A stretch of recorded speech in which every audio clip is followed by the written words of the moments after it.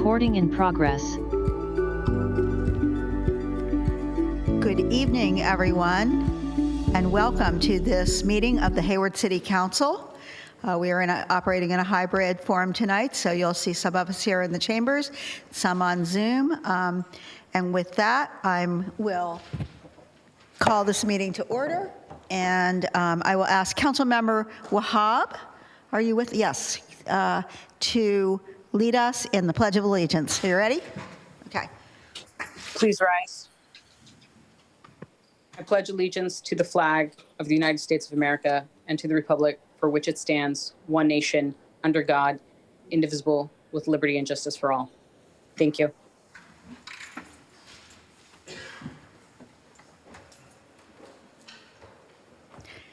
Thank you for that. And Madam City Clerk, will you call the roll? Yes, Madam Mayor. Good evening. Councilmember Andrews. Present. Councilmember Lamnin. Present. Councilmember Marquez. Present. Councilmember Salinas. Present. Councilmember Wahab. Here. Councilmember Cermeño. Ready. Mayor Halliday. Here. Thank you. That brings us to our closed session announcement. The City Council did meet yesterday evening in closed session, and on our ongoing evaluation of our council-appointed officers. In yesterday's case, it was our city manager, and we took no reportable action. We also met this evening prior to this meeting in closed session. We had two items on our agenda. On the second item, again, that was also part of our ongoing council-appointed officers' annual evaluations, and that was on regarding our city attorney, and we took no reportable action. And I will ask our city attorney to, Mr. Lawson, to report on item number 1 that we considered earlier this evening. Thank you, Mayor and Council. That first item was the pending workers' compensation case of Robert Corona and the city. The council discussed the claim, and by motion of Council Member Salinas, seconded by Council Member Cermeño, the council unanimously authorized staff to engage in settlement negotiations. That completes the report. Thank you. So that brings us to public comments this evening. This is your opportunity, whether you're here in the chambers, and we do have a number of people I'm pleased to see here in the chambers this evening, or attending in some other way from home via Zoom or watching. This is your opportunity to comment on items not otherwise on our agenda. And so you'll see the announcement that's on the screen. And so I will ask if there are any requests to speak under public comments. I don't see any hands raised among the online attendees. Madam City Clerk, are you aware of anyone who has submitted? I do see a hand going up in the audience. But so please come forward and let us know who you are, and you can proceed to speak. Yeah, I know. You press the button, and it'll be red. Yes, now it is. Okay. Hello. We're back. This is my first time being back in our chambers. Is that what we call this room? Since before the pandemic. It's good to see you all. I know you can't respond to me, but maybe nod. These two, they're present, but they're on. And where can yes, they're attending on Zoom. If we wanted to look at them in the eye, is that, how does that work? Well, I think when they're speaking, oh, no, it's not up there right now. I can see them right now. You can see them, but we can't see them. Is there a way to be able to see them? Oh, I can see me. I got my posture. Okay. Well, that's, yeah. That's me. That's my backside. I think you'd have to be on Zoom probably to see them most of the time, except when they're speaking. I do think they're seen on the video? I wonder if they're busy campaigning. I know these two are candidates, right? Okay. We don't talk about that. Oh, we don't talk about it. Okay. Well, would love to see a full council again one day. I'm excited to be here. I won't go into anything specific about the military equipment use policy, but many people are here to talk about that. And I just want to recognize that this is a really important moment for a lot of us in this movement and in the organizing that we've done to be back here and present, and look forward to tonight. So thank you. All right, Excuse thank me, you. And I excuse can me. assure you that our colleagues who are not here in the chambers tonight are here on Zoom, paying close attention and following what they're doing. And you will be hearing from them during the course of the evening. Is there anyone else who would like to make a public comment? Mayor Halliday, if I may. Yes, I apologize please, for Madam City Clerk. interrupting. But if we could have speakers state their name for the record, that would be helpful. Thank you. Can you come up and do that, please? Thank you. If you wouldn't mind. Alexis Villalobos. Yes, okay. All right, with that, if we have no other public comments from anyone, I'm going to close public comments, and we will move on to city manager comments this evening. Thank you, Mayor and Council, and all these wonderful people who are in the council chambers. It's nice to see such a full house again. A couple comments from the library, actually. Just wanted to recognize some events and some acknowledgements for the library. The Hayward Public Library recently received a Distinguished Service Award from the Alameda County Bar Association in recognition of our Lawyer in the Library program. Our librarian, Michelle Nogales, oversees the program, and she was one of 2 representatives who received this award at a ceremony on April 7th. For those who don't know, the Lawyer in the Library program is a free legal and referral program that the library participates in, along with 6 other libraries who are also recognized by this award. Members of the public can discuss most legal topics one-on-one with a lawyer. The library provides this free service in partnership with Legal Access Alameda and the Alameda County Bar Association. If you'd like more information or to make an appointment with one of these lawyers, you can call 510-881-7980. Again, that's 510-881-7980. This coming Saturday is a busy day, April 30th, at the library and Heritage Plaza. At 2 p.m., we will be hosting a reception and artist talk that will honor local middle school artists whose art is currently on display in the second floor art gallery at the downtown library. This reception will be followed by Hayward's first ever Lit Hop, which will start off at 3 p.m. by introducing our new Youth Poet Laureate, Germani A. Latchison, at Heritage Plaza. The Lit Hop will then move around several downtown venues where you can meet many established as well as rising local poets and authors, and the program will wrap with a reception at 7 p.m. at the Sun Gallery. You can get more information at haywardlithop.com. And then again on Saturday at 10:30 a.m., there will be an online celebration of life event for our former longtime library director Marilyn Baker Madsen, who passed away in January. And so an opportunity to honor her life and memory and her contributions both to the Hayward Library and then her continued contributions to the community in a variety of volunteer capacities, and most notably through the Martin Luther King annual planning event, an event that happened every year. Again, that's 10:30 a.m. on Saturday the 30th, and details can be found on the library's Facebook page, which is facebook.com/Hayward Library. Thank you very much. Thank you. So that brings us to our consent calendar, which this evening is items 1 through, I think it's 9, yes, 1 through 9. Councilmember Marquez, I'm sorry, did you have a public comment? Yes. No, I had Oh. my hand raised for a while, but that's okay. I just wanted to clarify. I believe I heard the city attorney state for closed session that for item number 1, the motion was made by Councilmember Cermeño and seconded by Salinas. I think that's what I heard him say. I just want to make sure that the record is accurate. I actually made the motion and it was seconded by Cermeño, I believe, if that's correct. Yeah, Is that's right. Is that correct? Yeah, I just want to make sure that the minutes are captured accurately. That's all. Yes, and those were my notes too, Mr. Lawson, that the motion was made by Councilmember Marquez and seconded by Councilmember Zermeño. Thank you. Okay, he's got that now. So, thanks for clarifying that. Okay, so are there any council members or members of the public who wish to pull any of these items 1 through 9 off of the consent calendar and speak about them? I'm not seeing anyone. Did we have any? Are you aware of anyone, Madam City Clerk? Okay, with that, then I would entertain a motion. I'm happy to move consent items.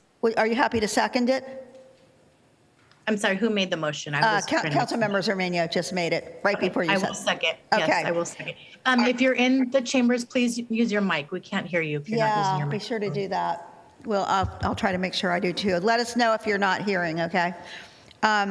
So on the motion by Councilmember Zermeño, seconded by Councilmember Marquez to approve the staff recommendations on items 1 through 9 on our consent calendar this evening, Madam City Clerk, will you call the roll? Yes, Madam Mayor. Councilmember Andrews. Aye. Councilmember Lamnin. Aye. Councilmember Marquez. Aye. Councilmember Salinas. Yes. Councilmember Wahab. Yes. Councilmember Zermeño. Yes. Mayor Halliday. Yes, and the motion carries with 7 aye votes. All right, so now what is next? Next, we come to our work session item this evening, which I think, I understand at least some of you are here to speak about or listen to about. And that is a policy review in relation to Assembly Bill 481, and this is a council work session to review the proposed policy regarding the Hayward Police Department's funding, acquisition, and use of, quote, military equipment, end quote, as defined by Assembly Bill 481. And I believe that we are starting off with a report from our police chief. Yes, Chief, you want to go ahead? Good evening, everyone. It's good to be here in person. We're here tonight to initiate compliance with AB 481, the Law Enforcement and State Agencies Military Equipment Funding, Acquisition, and Use Bill. As many of you know, this bill went into effect on January 1st of 2022 this year. The bill has many steps law enforcement agencies must complete to be in compliance. Tonight is the first step in that series of steps to comply with AB 481. When I'm done, Deputy Chief Matthews will do a presentation for everyone. Deputy Chief Matthews is a former member of our Special Response Unit, or SRU, and a former commander of the unit, and is well aware of the uses and potential uses for the equipment to be discussed. But I wanted to make a few points before the PowerPoint presentation. I also want to say there is a line between being transparent and divulging too much tactical information that can compromise the community's safety and that of our officers, so we'll need to balance what is put out during these processes. I have heard concerns from many in the community regarding HPD acquiring new military equipment, and I want to say that is not what is happening here. The equipment you will hear and learn about has been with HPD for decades in some cases. The drone is the newest piece of equipment which took 3 years to acquire. The primary purpose of this work session is to inform the council of the AB 481 requirements and to answer any questions you may have regarding a proposed policy and equipment currently in the HPD's inventory. We have submitted a basic draft policy from Lexipol and a list of the equipment mentioned above currently in HPD possession. There will also be future public meetings on this bill which will allow for public comment and community input. We will make sure the public is made aware of those dates once they are finalized. I also want to reiterate that HPD is not requesting any new equipment as part of this process. Most of the equipment currently in the HPD's inventory has been there for years, as I said earlier, and is common with within law enforcement agencies. Additionally, there is equipment listed in AB 41 that the HPD has never had nor will ever seek to acquire. Thank you for your time and for allowing us to present tonight. At this point, I will hand it over to Deputy Chief Matthews for the presentation. Thank you, Chief. Thank you, Mayor and Council, for allowing me the opportunity to present to you tonight. I have a brief PowerPoint, and then we'll open it up for discussion. Tonight, our presentation, we're going to cover AB 481, the background for this meeting, We'll cover the requirements and the proposed timeline. And then we'll cover the current HPD equipment list that's responsive to AB 481. And then we'll engage in some discussion. So the background for this meeting, AB 481 went into effect on January 1, 2022. And the intended purpose was to address transparency issues regarding the funding, acquisition, and use of military equipment by law enforcement agencies in California. There is no specific definition of military equipment in the bill, as I know that's been a question that was raised. However, the legislation includes a specific list of items that were deemed by lawmakers to be military equipment. And this is all codified in California Government Code sections 770 through 775. The requirements, AB 481 requires all law enforcement agencies in the state of California to get approval from their governing bodies, which is the council, to seek funding for, acquire, and use military equipment. As a governing body, council must adopt an ordinance, and the bill requires that we initiate the council approval process by May 1 of 2022 to continue using the equipment. After that, council has 180 days to approve the ordinance. The bill also requires council to consider a proposed policy during an open session of a regular meeting in accordance with the Brown Act. It must be an agenda item, must allow for public comment, and must be posted on the agency's website at least 30 days prior to any public hearing. And ours went up on April 11th, 2022. It's available on our face page of our website, listed military equipment for those who are interested. AB 481 requires submission of an annual military equipment usage report to council. So for each piece of military equipment listed that we have in our inventory, we have to come back to you on an annual basis and provide the following: a summary of the use, summary of complaints, internal audit results, total annual cost for each piece of equipment, quantity of each piece of equipment, and agency intent to acquire additional equipment. It also requires us to host a community engagement meeting. This is on an annual basis as well, so that the public can discuss and ask questions regarding the annual report, and we have to do that within 30 days of the submission and public release of the annual report. Further, the meeting must be well publicized and conveniently located. The bill requires council to review and approve the ordinance on an annual basis. The renewal has to be by vote, and council must determine compliance with the ordinance for each military equipment item listed. Council also has the authority to disapprove the ordinance or require modifications to ensure compliance. So for our proposed timeline tonight, we're initiating the conversation with the council as required by the bill. It's a public work session to discuss the proposed policy.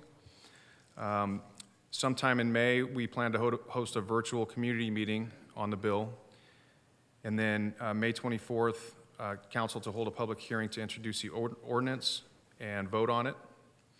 And then June 7th, 2022, council adopts the ordinance, the second reading, and this is all subject to change. So,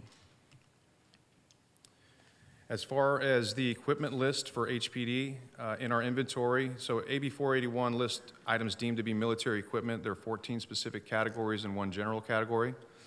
Some of the listed items we have in our inventory, and as the chief pointed out, we've had for quite some time, at least the 23 years that I've been here.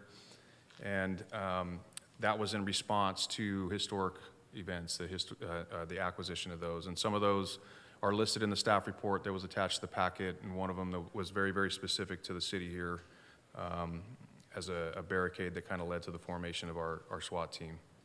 We are not, as the chief mentioned, asking for any new military equipment. So what HPD has in our inventory is listed on this slide here. We have a tactical robot and UAS, armored personnel carrier, command and control vehicle, breaching slugs, specialized firearms and ammunition, noise flash diversionary device, tear gas and pepper spray, and less lethal launchers, and SIMS, which is an acronym for Specialty Impact Munitions. Some of the equipment, just so you have a visual of what it looks like and what we're talking about for Category 1, on the left-hand side of the slide is a tactical robot, which was obtained by way of a federal grant. And then the UAS, program. This is the equipment that's associated with that program. For Category 2, this is the armored personnel carrier.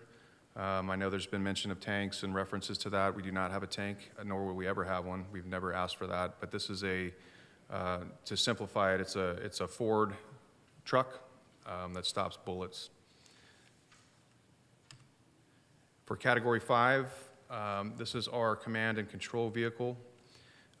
It's usually operated by our communications center staff. So it responds into the field for critical incidents, but it also serves a secondary purpose, and that is that it is a secondary communication center. So if we have an issue in our main communication center, this is a backup location so that our operators can direct police and fire units in the city. Half of this was also funded through a grant. Category 7 for breaching slugs. So on the right-hand side, that's a box containing the slugs. The left-hand side is actually the specialty shotgun. It's not necessarily on the list, but wanted to give a visual of the delivery system for these particular slugs. And again, this is equipment that's used to gain access to structures. Also on our equipment list, Category 10, on the left-hand side is an AR platform carbine rifle. And on the right-hand side is a bolt-action rifle, 308 caliber, that is carried by our SRU snipers. For Category 12, on the left-hand side is a handheld CS gas munition. We didn't have room to stick all of these on there, so that's essentially what they look like, although they come in different forms. And on the right-hand side is a noise flash diversionary device, commonly referred to as a flashbang. It is not a grenade. It does not fragment. It's not designed to do what a grenade does. For Category 14, on the right-hand side is a 40 millimeter less lethal launcher. And on the left-hand side is a 40 millimeter sponge round. And this weapon functions essentially as a beanbag shotgun would, with a little bit difference in terms of range. So for equipment listed in AB 41, there's a lot that we do not have, and as the chief mentioned, we will never have. We're not asking for any of this stuff. We don't have anything in the way of Humvees or trucks. I know there were agencies who were obtaining MRAPs from the federal government.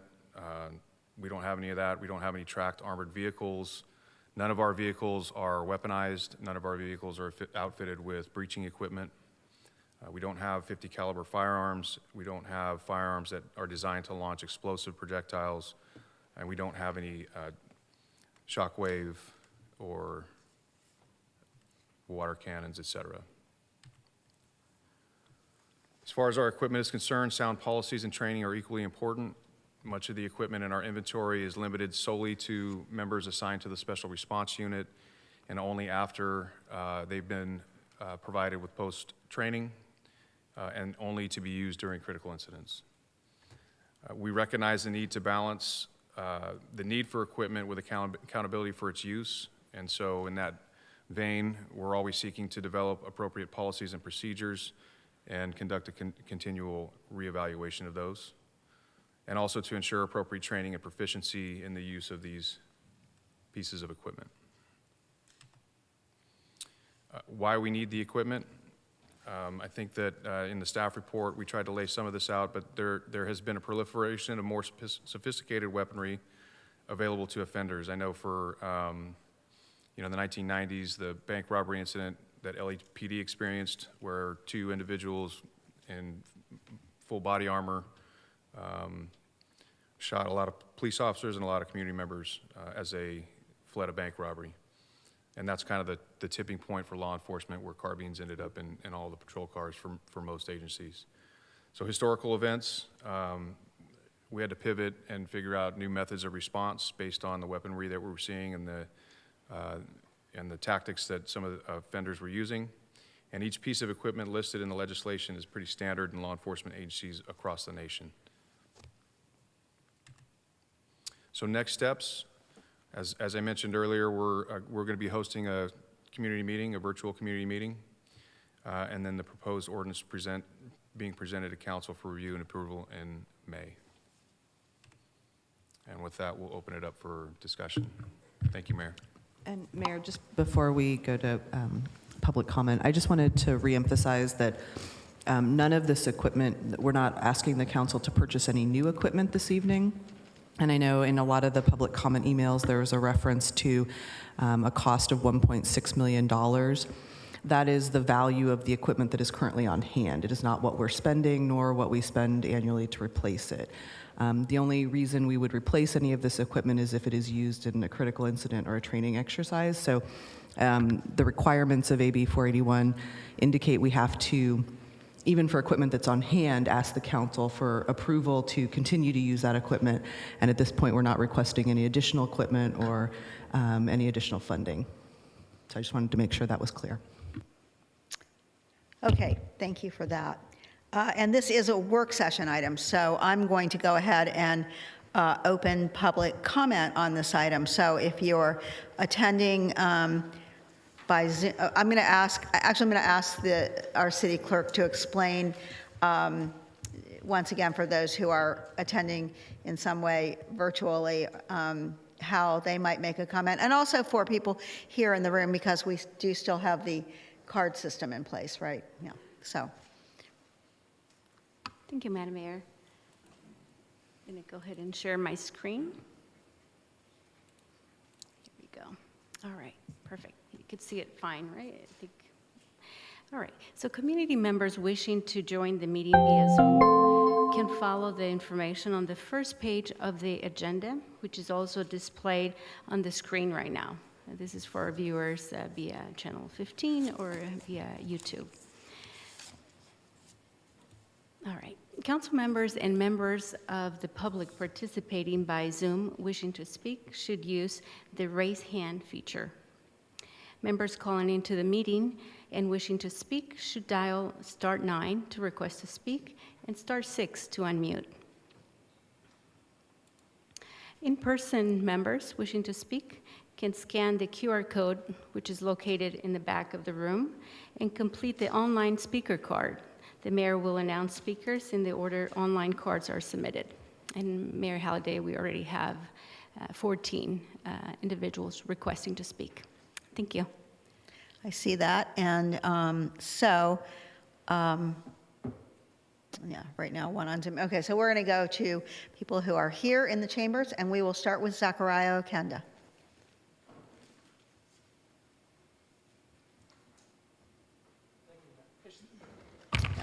It's been a while. Thank you, Madam Mayor and Council. My name is Zachariah Okenda. I am a community advisory panel member, advisory panel to the Chief of Police, which is a volunteer role in the city, like many of our commissions or committee bodies, that simply advises the chief on different policies or on community engagement strategies around public safety. I did send to council a letter that I'd like entered into the public record for this meeting that includes a way of looking at some of this equipment and its uses in a 3-tiered strategy. This is ultimately for the purpose of demilitarizing our police department to the most extent that is practical. It is also helpful to provide context for why we may need a civilian oversight commission to have longevity oversight over these kinds of policies to help aid council in decision-making in the future, whether it's regarding policy or military use of military equipment use. The tiered system that I did send you broke down. Obviously, it's recognizing that there are a tier 1 in my own tier system here, recognizing that tier 1 system has fundamentally core valuable uses to the city and our public safety. When I look at the tier 2 that I did send to you, that included the host list of firearms that we have. The arsenal is quite large, and I would ask City Council to direct staff to consider if there's a possibility of reducing that so we can ultimately save funding from annual maintenance in ammunition and those firearms.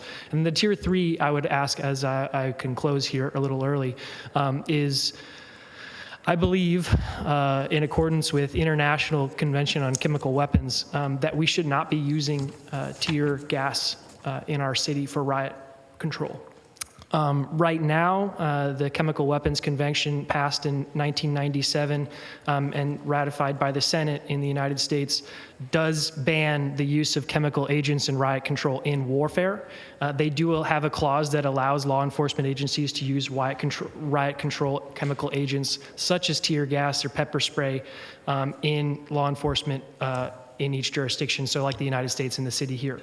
I just think from a moral standpoint, we should not be subjecting our own citizens to chemical weapons such as tear gas or pepper spray, nor should we be using the weapons of dispersal of those agents, such as the 40-millimeter launchers, which, as we saw in the summer of 2020, George Floyd, after the murder of George Floyd and the protests across the nation, those 40-millimeter launchers launching what we did see an example of, the sponge rounds and other non-lethal, well, less lethal, I should say, rounds led to great number of injuries for protesters, peaceful protesters. And that'll conclude my comments. I appreciate your time. Okay, thank you. And thank you for your email. Sorry. Next, we have Malcolm Leggett.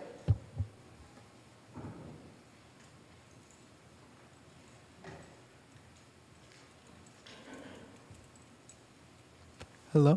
Hi. Good evening. It's nice to see everybody. It's my first time doing something like this. Welcome. First, I just want to say. And maybe if you could just pull that mic a little so that you're talking right into there? it. Yeah. Right. My name is Malcolm. I was born and raised in Hayward. I currently live in Union City now, thanks to my grandma. I went to Templo de la Cruz for a little bit. I just want each county member to give clear direction to staff, meet Hey Coco's 3 demands: to demilitarize Hayward PD, redistribute funds allocated towards military equipment to other community services, and create an independent civilian police oversight body. I think we should decrease the chance of, unnecessary force with the like he said, tear gas. I'm pretty sure we figured that out in World War I. I think we should, allocate that money to things that, should build the future generations, like schools and affordable housing and stuff like that. And I think the people should be able to vote on what we're spending our money on, or what the city is spending its money on. I think those demands, they matter to me the most, just because in my 4 years of growing up in high school and stuff, we saw a lot. There was a lot of protests, 2014, Trayvon Martin, stuff like that. We were kind of revolutionized early, or radicalized early, so they really matter to me. I'm participating in Hey Coco's work session report card. I will be assessing each council member's response and instructions to staff for each of the 3 demands. Thank you. Thank you. Next, we have Lyra King.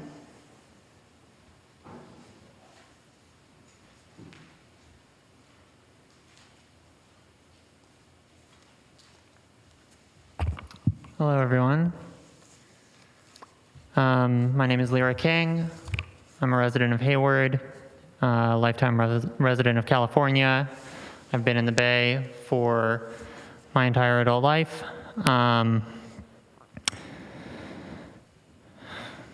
As a recovering addict, as somebody who suffers from numerous mental illnesses, and as a member of Hayward's LGBTQIA+ community, I just want to say that Safety is a lot more than having police who show up after something bad has already happened.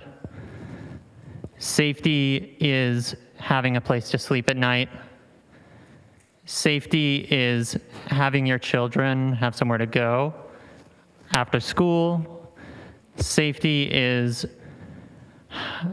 having someone you can turn to when you know that your life is controlled by a substance and you don't know what to do about it. And safety is so many more things than that. I think that if we want to live in a safer city, a safer state, and a safer country, we need to recognize that the punitive way that this country goes about safety is not working. It has never worked. It is only becoming less effective. So I just want to say that I want to reiterate what me and my comrades are here to say, which is that I want to instruct the staff of the City Council to demilitarize HPD, to redistribute those funds, the funds allocated towards military equipment, their upkeep, and existing funds that are allocated for that to community services that can provide actual safety to our community, and to create an independent civilian police oversight body. On that last point, I just want to say that the City Council and the police force are supposed to serve us, and you cannot do that without oversight. So yeah, that's all I have to say. I'm going to be participating in the report card for Hey Coco. I will be tracking everything members of the City Council say, and I will be keeping track of you individually in terms of how you do on those 3 points. Thank you. Thank you. Next, we have Pamela Lowe.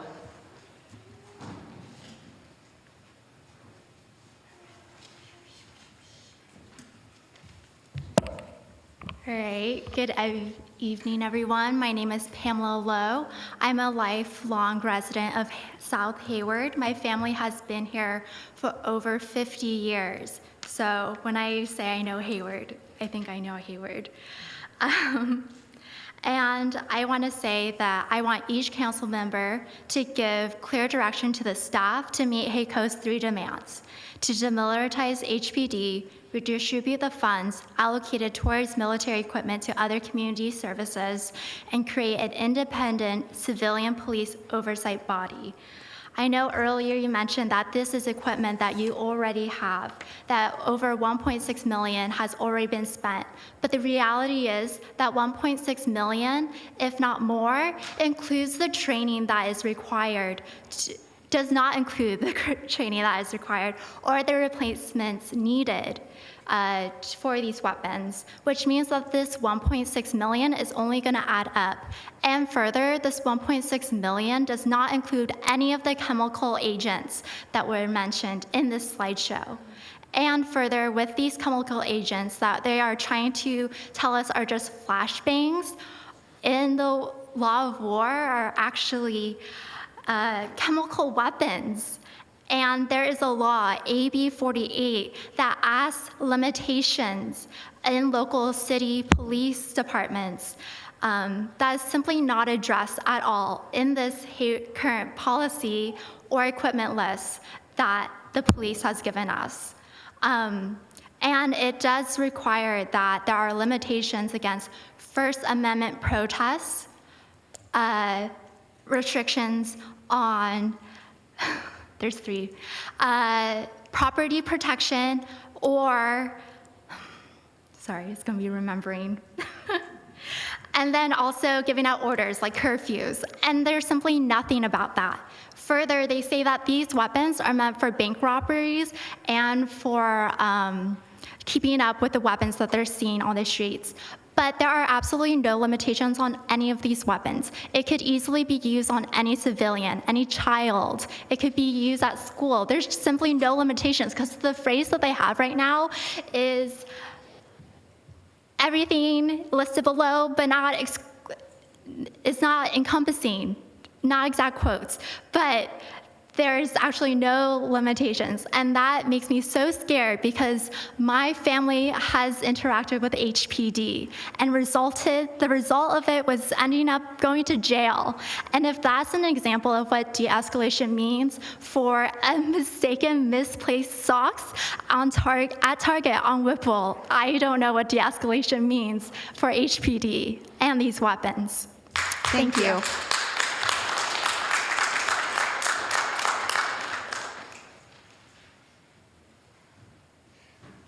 Next, we have Daisy Maxian.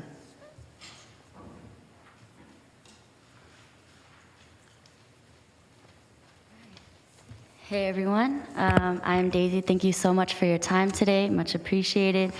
I'm Daisy Maxian. My connection with Hayward, I'm a lifelong Hayward resident, kind of since first grade, been here. I'm also alumni of CSU East Bay, been very involved with that as well.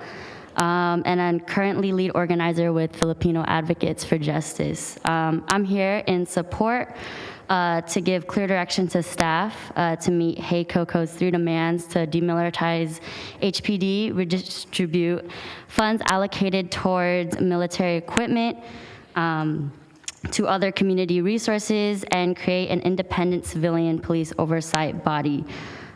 This is very important to me. I've been in a lot of campaigns to redistribute a lot of funds in local cities to more community-based resources that are very crucial. And also, this is a really good opportunity to really reduce the chances of unnecessary force on our own community members. Any chances that we have to reduce any harm, no tear gases, that is so unnecessary. Anything like that, I think is a good investment to reallocate that into other community resources as well that we can all use. But overall, I'll be participating in HAYCOCO's work session report card as well in support and assessing each council member's responses to see how we'll be moving forward with these 3 demands. Thank you. Thank you.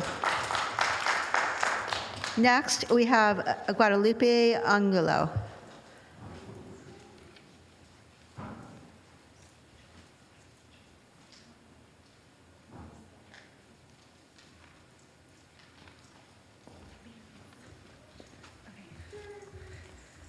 Let's see, red light microphone is on.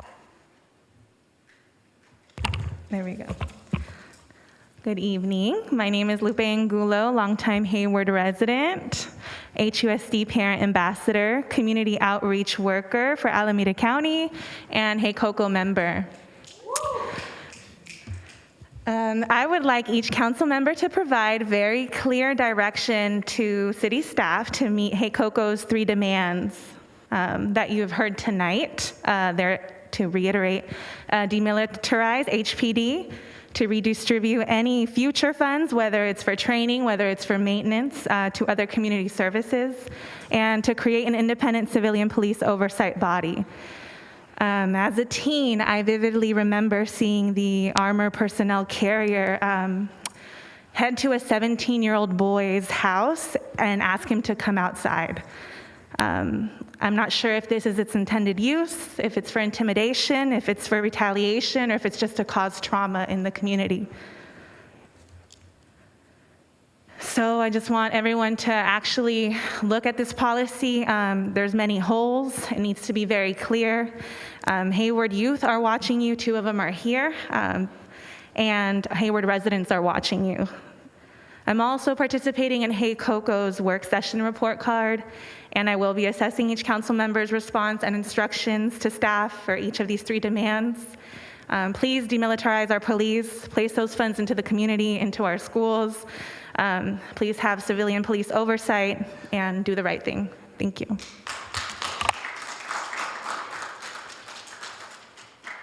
Thank you. Next, George Syrup.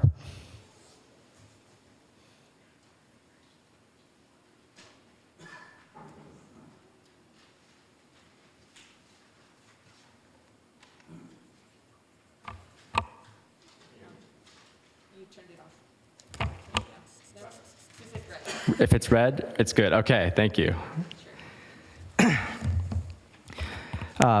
Good evening, Mayor, council members, city staff. My name is George Syrup. I was born and raised in Hayward. I'm a member of the Hayward Community Coalition, or HAYCOCO, and I'm a candidate for Hayward City Council this year. I also serve the city of Hayward as a Community Services Commissioner. I was appointed by all of you, and my role, as defined by the city, is to, quote, advise the city council on the most effective means of allocating available resources for community services, end quote, which is what I hope to do now. In addition to the policy being discussed right now, tonight's agenda includes the proposed community agency funding amounts, which is the result of my fellow commissioners and me spending days reviewing applications and deciding how to best distribute our tax dollars to various groups that offer services to thousands of Hayward residents. This year, we had more applicants requesting more funds than ever. I've seen firsthand how our service providers are struggling to find funding and offer care to our community. That's why I'm speaking tonight in support of HAYCOCO's demands to demilitarize HPD and reallocate those dollars to community services.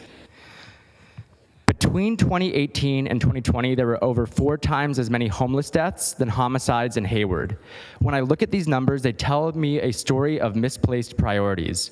When the majority of fatalities in Hayward stem from a lack of care for our most vulnerable residents who are literally dying in the streets, I would much rather funds go towards those needs than bringing more assault weapons into Hayward or paying for the extra training they require. When HAYCOCO first brought forward its demand to demilitarize the police during the George Floyd protests in 2020, council obliged and they removed several pieces of equipment from that year's budget. What wasn't mentioned was what our current stockpile consisted of and what steps we might take to reduce that. Tonight is our opportunity for council to revisit that conversation. And I hope council will respect the hard decisions that your commissioners have had to make enough to take these demands seriously. Finally, there are a number of issues with the current policy as written, which I'm sure other commenters will point out. However, the issue I'd like to speak to is the policy's lack of independent community oversight.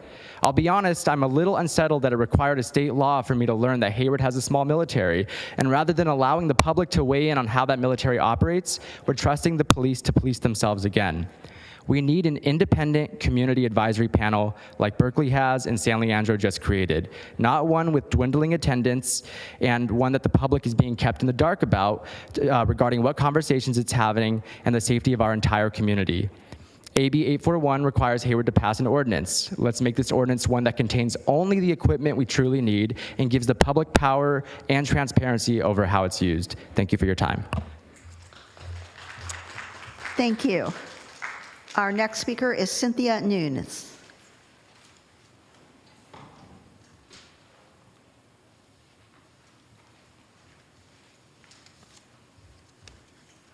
Good evening. I'm Cynthia Nunes. Most of y'all know me as the cousin of Augie Gonzalez, who was killed by Hayward PD in 2018.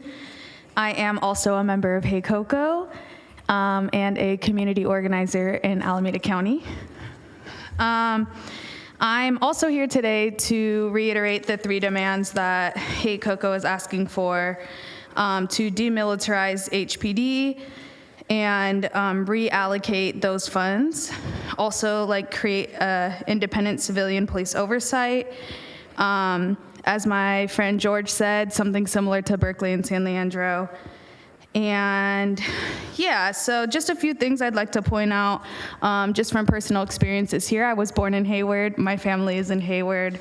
I love Hayward. However, there's a few things lacking in this policy. As Pamela mentioned earlier, there's a lot of verbiage in this policy presented currently that is, and I quote, including but not limited to, which means it's free game, which means these equipments that HPD already has can be used in any situation because of that one statement itself, basically. Another thing too is safety doesn't mean police. Safety means life-affirming resources for our community. What that looks like is housing. What that looks like is food on your table, people to be able to eat, mental health resources.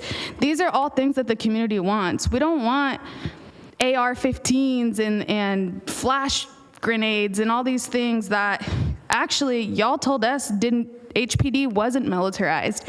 We came to you in the last 2 years asking to demilitarize, and y'all told us that HPD does not have any military equipment, which was a blatant lie to our faces, because now with AB 481, y'all are forced to share that with us. That's a problem. That is not transparency with your community.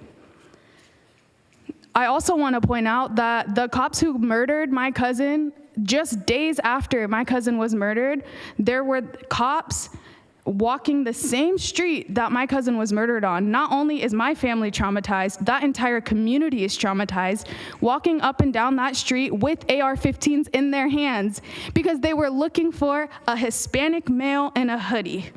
That was why they were carrying AR-15s. I want to see in the policy where that makes sense too. I don't think it's necessary. Y'all had these AR-15s when we held a peaceful vigil out here for the lives that were taken from us by HPD. Y'all had AR-15s on the parking garage, on top of this building. Like, why? What were we here for? Mourning the loss of our family. So think about that. I'll also be grading y'all too. Thank you.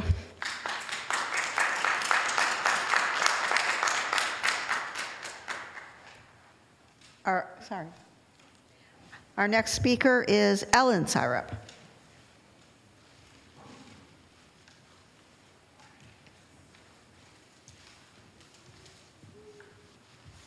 Hi, everybody. Oh, sorry. I'm also a lifelong Hayward resident, and I just also wanted to affirm Hey Coco's demands. And I want each council member to give clear direction to staff to meet Hey Coco's 3 demands: to demilitarize HPD, redistribute funds allocated towards military equipment to other community services, and create an independent civilian police oversight body. And this really matters to me because I think community comment after the fact, after HPD potentially uses lethal force, is not the same thing as community oversight. Like that annual report, how much does it cost to write that? How much does it cost to keep track of all of the uses that they have for all of this equipment?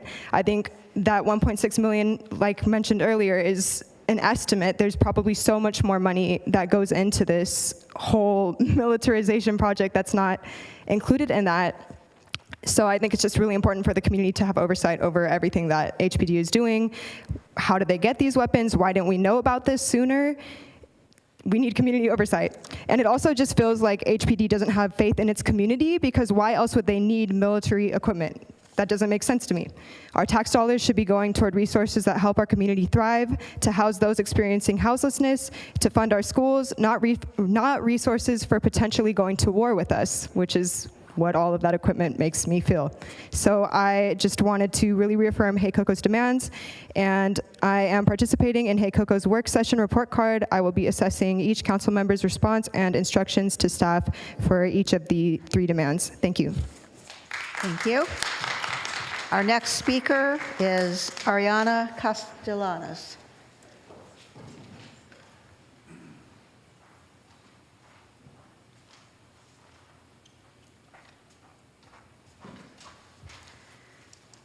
Okay. Good evening. Thank you to City Council for making time today.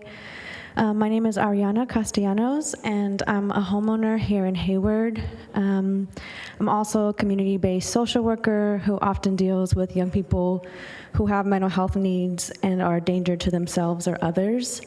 I'm also an alumni from CSU East Bay and a member of Hey Coco. I graduated from East Bay in 2017, and I purchased the home in 2019. So I want each council member to have clear direction to staff to meet Hey Coco's 3 demands: to demilitarize HPD, redistribute funds allocated towards military equipment to other community services, and create an independent civilian police oversight body. This is important to me because 6 months after I purchased the home, there was 2 officer-involved shootings within 1 week in my neighborhood. During one of the shootings, one of the people that was injured was somebody having a mental health crisis. And currently, my neighbor is also someone who suffers from severe mental health needs. And we've had some interaction with Hayward Police Department. He himself has called Hayward Police Department for help when he's actively having auditory and visual hallucinations. There has been a shooting at that location as well, and of course, Hayward Police Department did their best to respond, but they're responding after the fact. The way that my housemate and I have been able to address these concerns within our community to keep ourselves and our neighbors safe is by directly building a relationship with our neighbor. So even though he has called me several names and often calls me out of my name, I've always treated him like my neighbor because he's mentally ill, and I have the skills to support our neighbors in feeling safe and having conversations with him. Those are the things that have led to de-escalating the events in the last year, not intervention from Hayward Police Department, despite their best efforts. So I hope that speaks to some of the response in your presentation, which I'm grateful for, regarding the training and historical responses in our community. This is important to me as well, because this is regarding approval for continued use by Hayward Police Department. I understand that it has been a historical fact to continue to have them, and they've been there for years.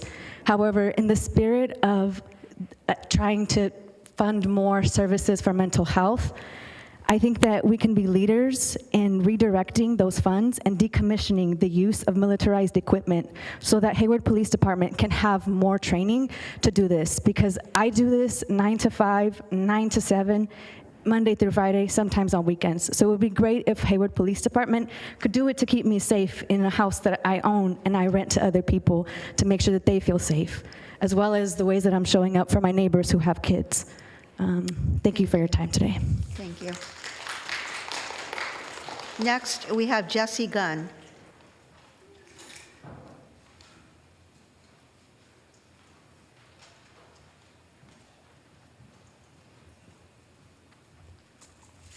Is this on? Okay, good. Hello, I'm nervous. My name is Jesse Gunn. I lived in Hayward most of my life, and I'm a teacher here with HUSD. I'm also an organizer with Hey Coco. I want each council member to give clear direction to staff to meet Hey Coco's 3 demands: to demilitarize HPD, to redistribute those funds, and to create an independent civilian police oversight body. What does demilitarization look like? Well, it means examining the military equipment that law enforcement currently has, separating the useful and the not useful. It means limiting the quantity of military equipment, and it means identifying which equipment is unacceptable to even possess, let alone use, such as chemical weapons, so-called less lethal rounds.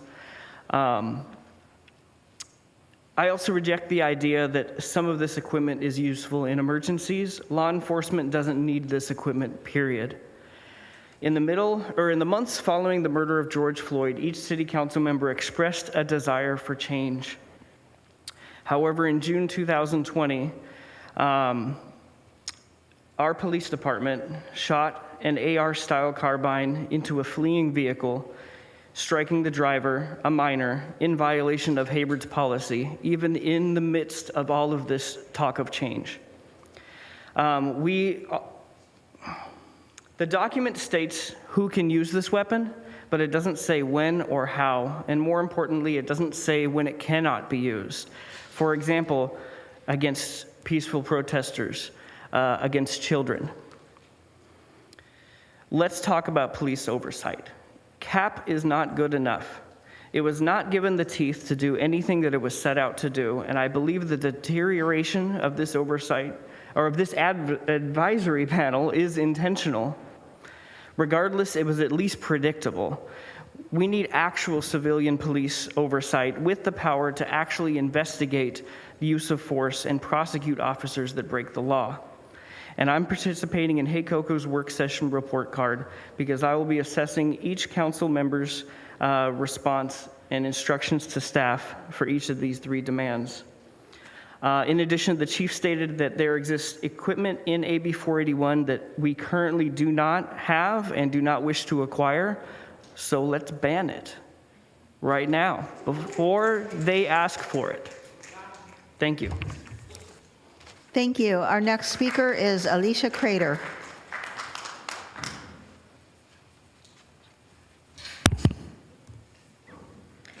Good evening. My name is Alicia Crater. I'm a member of the Hayward Community Coalition and a lifelong resident of Hayward.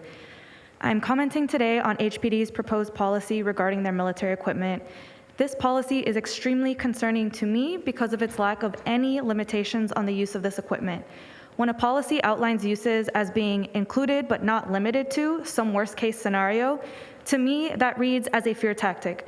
What I hear is we might use this military equipment in case this very extreme circumstance happens in Hayward, but we're also allowed to use it for anything.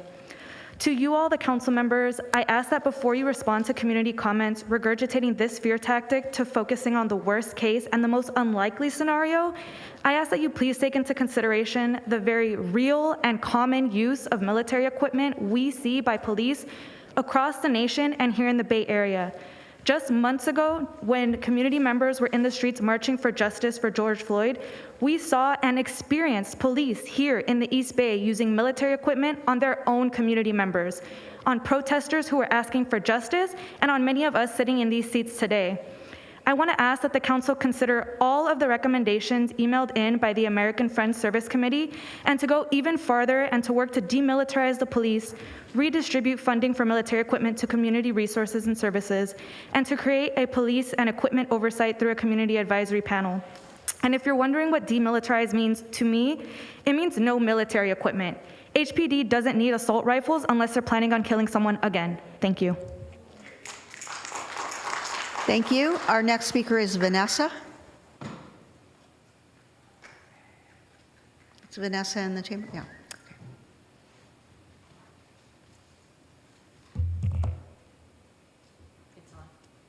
Thank you.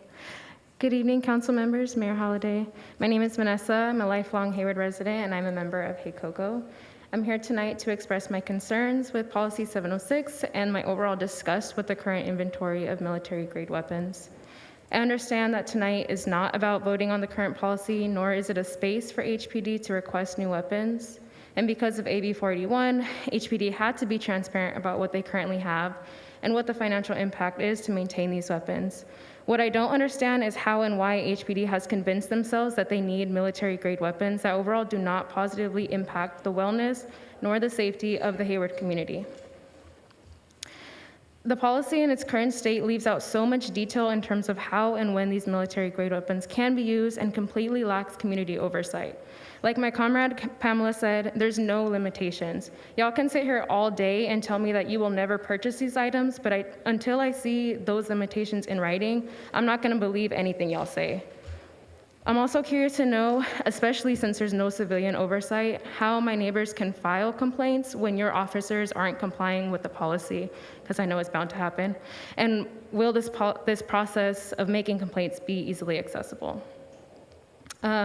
Overall, y'all got hella work to do, so I'm looking to each council member's response to give specific directions to your staff for each of our demands to demilitarize HPD, redistribute funds allocated to these military equipment, to other community services, and create an independent civilian police oversight. I really want council to listen to community members tonight and stop letting this propaganda get to y'all's heads. Thank you. Thank you. We're now going to, there are a couple more speakers in the auditorium, but I'm going by the way people appear on my list here. So we're going to move over to Zoom, and we have Jade.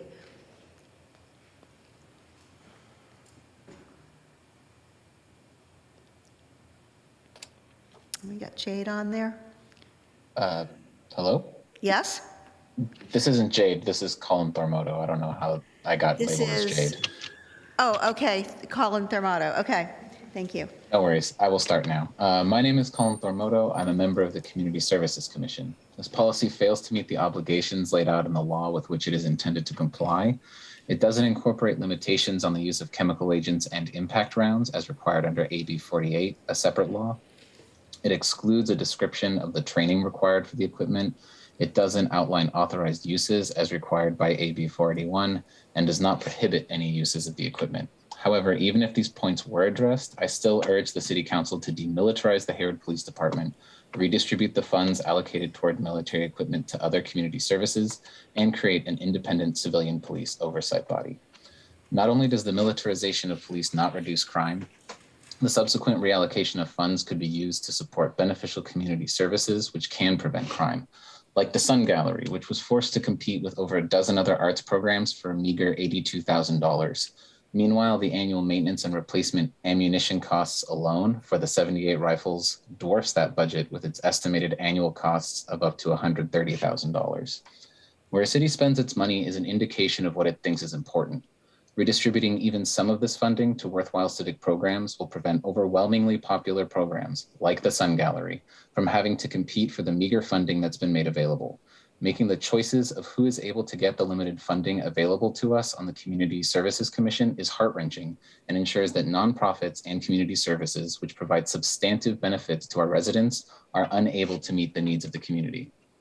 And finally, an independent civilian oversight body will ensure that the residents of the city whom the police department are charged with serving have a substantive and direct say in how the city's laws are enforced. Thank you, council members, for your thoughtful consideration. I, and I'm sure some of my fellow commissioners, will be watching the coming discussions with great interest. I am complete. I yield the remainder of my time. Thank you. Next, we have in the chambers here, Alexis Villalobos.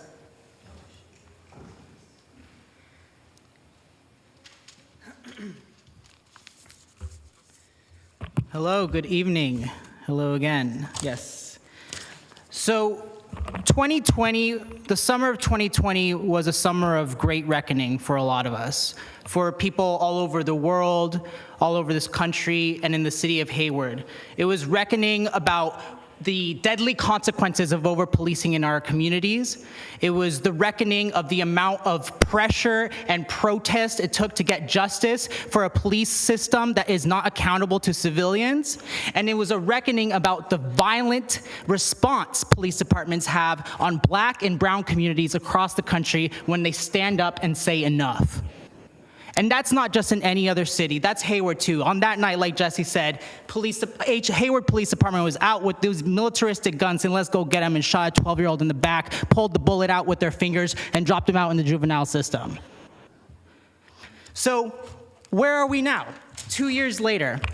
It was an opportunity to do something, to get organized. It was an opportunity to wake up, but it might have been too late, right? We couldn't prevent the countless deaths that have been experienced throughout the country by police. We couldn't prevent the mass incarceration that we're already in. And we couldn't prevent, like the police said today, the amount of military and militarization of Hayward that we're already in. But what we can do is wake up and decide to do something. And now you have a mandate. You actually have two mandates. You have a mandate from the state of California, from Gavin Newsom himself, saying that you are being ordered, the city council is being ordered to make a policy that ensures that there's legally enforceable safeguards, including transparency, oversight, and accountability measures that must be in place to protect the public's welfare, safety, civil rights, and civil liberties before military equipment is funded, acquired, or used. That's from the state. You also hear from the state that this policy, and I have a little printout from a legal, whatever it's called, that website. There's also a mandate from the state that the military equipment must be necessary with no reasonable alternative. Where is that made clear right now? And that the use of the policy use will safeguard our safety, our civil rights, our civil liberties, and that is reasonably cost effective. How are we measuring that right now? Where is that right now? But your second mandate comes from your community. You've heard from people from every corner of the community of Hayward, from the city of Hayward, saying that we are demanding that you demilitarize, that you redistribute those funds to more meaningful uses, for uses that are cared, uses that proliferate life and not threaten life, and that you create community oversight, just like this mandate from the state. Oversight is a real key word here.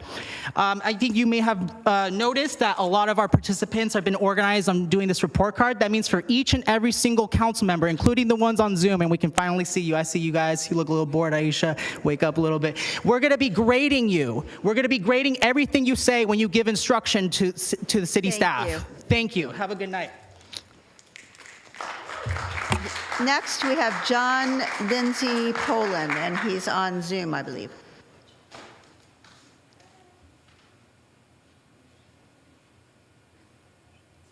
Good evening. Can you hear me? Yes. Good evening. So my name is John Lindsay Poland. I work for the American Friends Service Committee, which has been undertaking a study of military equipment used by law enforcement all across the state. And I think you've heard super clearly in the comments from community tonight, very consistent messages, very informed messages that I hope you won't just, gaslight them. And I really am, that's not a sarcastic request, that's a real request. I want to add a couple things. One is to note that from the point of presenting this policy, you have 180 days as a city council to act before it has an impact on the use of this equipment. So you're not in a hurry. You can take what you've heard, you can look at the law, you can look at what the department has presented you, you can think it through, you can talk more with members of the community, with members of the department, with your constituents in order to get it right. And so I really strongly urge you to do that. Secondly, you are not, what will be before you when this policy is presented in a public hearing is not just whether the equipment is approved. What is before you is use policy, meaning, is it okay to bring out assault rifles when there's a peaceful protest? Is it okay to bring an armored vehicle as a public relations ploy? Is it okay to use certain types of equipment when there is not a search warrant? Those are the things that lack definition in the policy that is proposed before you. So for example, the assault rifles are named the authorized users instead of the authorized uses. There's nothing to prevent what Cynthia Nunez described before. In addition, AB 41 requires a declaration of the costs, including the annual costs. That includes training. So training, when you have officers like a lieutenant who was paid $457,000 year before last, Lieutenant Guy Jacob, that's a very expensive piece of this equipment, and that should be included in what is before you as a proposed use policy when you consider this. I hope that you will give instructions that include prohibitions on situations of use that are not okay, according to what you believe, what the community believes, and even what the department has to guess is not an okay use of these types of equipment. That's what the law requires, and that's what you should instruct them to do. Thanks so much. Thank you. Next, also on Zoom, David Herrera.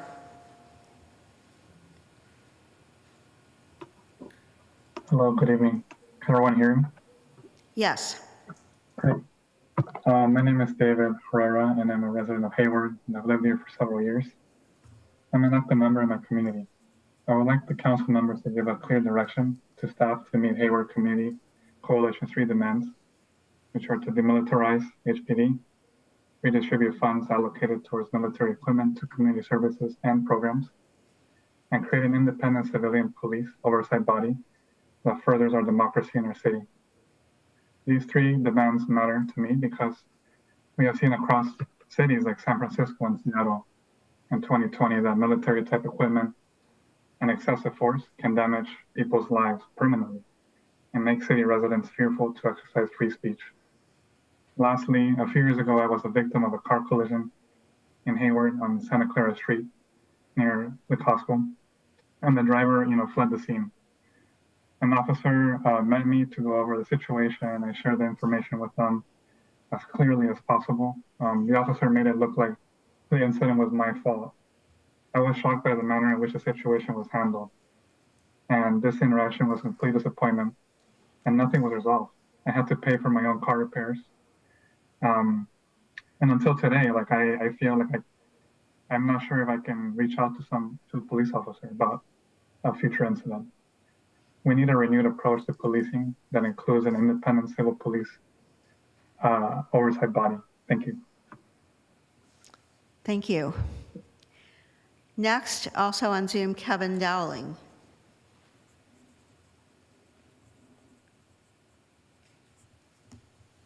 Hello, City Council.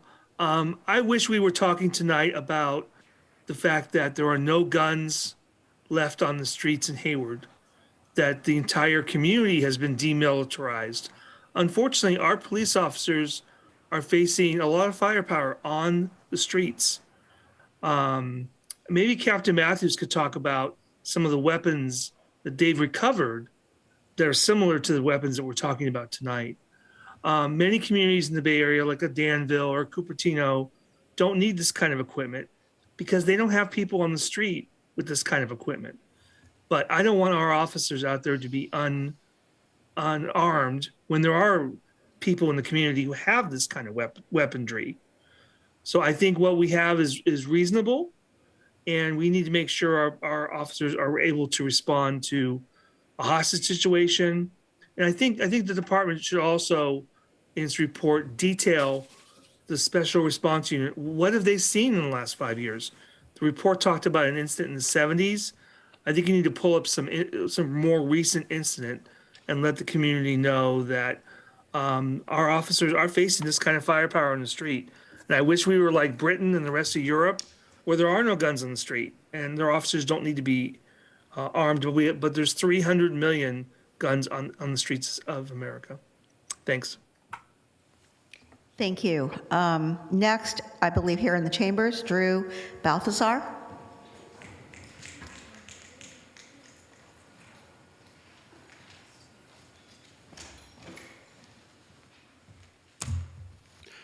Good evening, City Council.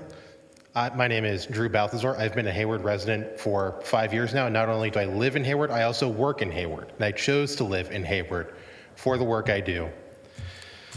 I'm going to reiterate the demands of my fellow comrades here to demilitarize Hayward Police Department, redistribute the funds allocated towards the military equipment and the training of the military equipment to better utilize those funds towards the community, and to create an independent civilian police oversight body. I am participating in HACOCOA's work session report card. I will be assessing each and every one of you to see how you respond to our demands. Thank you. I yield my time.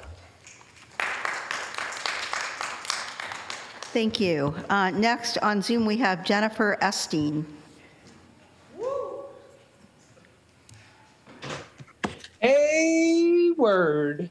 I am incredibly disappointed to hear conversation about increasing military spending to militarize the police department. We need so much in our communities, but what we do not need is more police. It is proven that investments in police in this country, in this state, we spend more on police and prisons and jails and the carceral system than anywhere else in the world. And yet people still say they don't feel safe. The answer is not more of the same. Sadly, I'm a psych nurse, and the definition of insanity in layman's terms is doing the same thing over and over and over and expecting different results. We need to do something different. Deep investments in our community in the form of services and housing that people can afford and supportive housing. Those are the ways that finances can be spent well. Those are the ways that finances can be invested in our city resources so that members of the community can be healing, not so that members of the community can continue to be over-policed. I applaud the members of the public who have come forward tonight in, I think, with quite expert understanding of the law that has been written and proposed, and with their ability to basically say that this is something we should not do because it doesn't follow state law and it also doesn't follow good sense and good logic. I have deep faith in the members of the council and the mayor because I know that you all govern this body and govern this city with the heart and mind of the people of Hayward always at the forefront. And you will make a good decision tonight to absolutely give the city of Hayward a police oversight body and not expand funding in a militarization of the Hayward police force that is unnecessary because it is harmful to our community. Our schools are closing, and that is harming our community. Our City residents are in fear. The population of folks who are being pushed out of their homes and forced to sleep in cars and on the street is also increasing. It is time for us to divert these funds and spend it on services that can house and feed and care for our public. Thank you, and I will cede the rest of my time. Thank you. Next is Jade.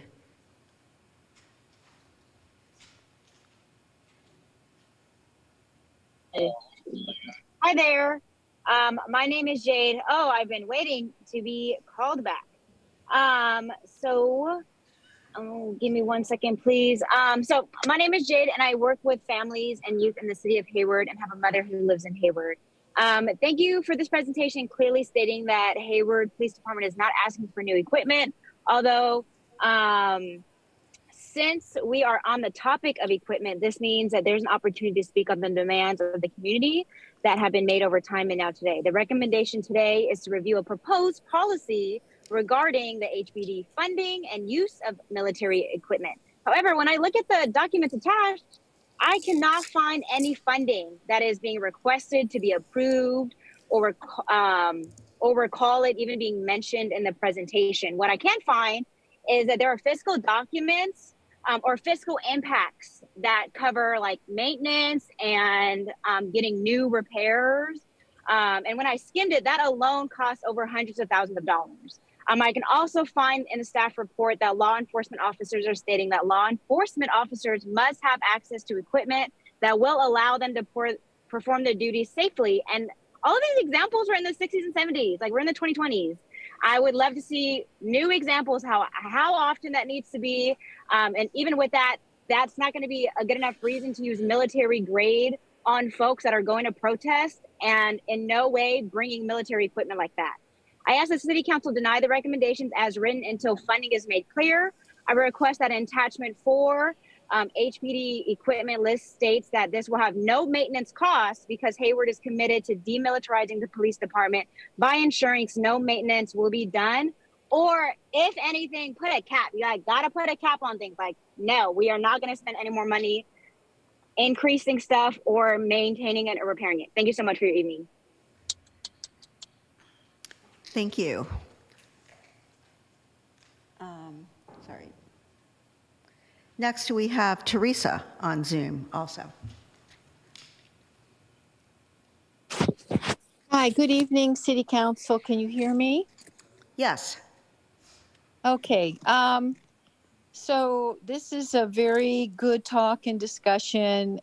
So I'm calling representing Hayward Concerned Citizens. And regarding the demands of HayCoco to demilitarize HPD and redirect funding, I am against those first two. Regarding an independent police community group, I think that is a good idea, and I am in favor of that. I'm also in favor of having more mental health classes for families. We have a lot of families in Hayward that are low income, and when their families have mental health issues or mental health disease, it can become quite alarming and even shameful for the family, and they don't know what to do. So I am in favor of increased funding for mental health, but I'm not in favor of diverting funds from the police to mental health support. That should be a separate budget issue, but one that is very much needed. Finally, regarding comments made tonight about demilitarizing HPD because there is no need. It is correct, there is no need when there are peaceful protests, such as during the time of George Floyd. However, during the time of George Floyd, there was looting of some of the Hayward businesses. It was very organized and probably organized via Twitter. That was very alarming to the citizenry of Hayward, and none of our businesses should have to withstand that. And so in extreme cases, having that extra force for HPD may be necessary in order to protect Hayward businesses. Thank you for your time this evening. Thank you. Next, we have T.E. Davis on Zoom. Good evening. My name is Todd Davis. Member of the NACP, have served on multiple commissions in Hayward, grew up in Hayward, love the city. And I'm calling in to say I'm hoping that the city council will do a few things today. A, direct staff to really look into why our HPD would need to keep military grade style weapons. If they're not asking for more, then I want to know, okay, what instances recently, not in the 60s and 70s, what instances recently justify the use of these type of weapons? I would also ask that the money that would normally use for acquiring replacement and training and maintenance of these weapons be rediverted to mental health services, improvement of affordable housing, and also building a independent civilian police oversight body that can reinstill much of the confidence that's been lost with much of the citizenry in Hayward when it comes to police interactions with people of color. As we saw in our latest survey, African Americans, roughly 50% of the respondents, did not have confidence that they would be treated equally from police as other residents. And we've seen that not only in Hayward, but across the nation.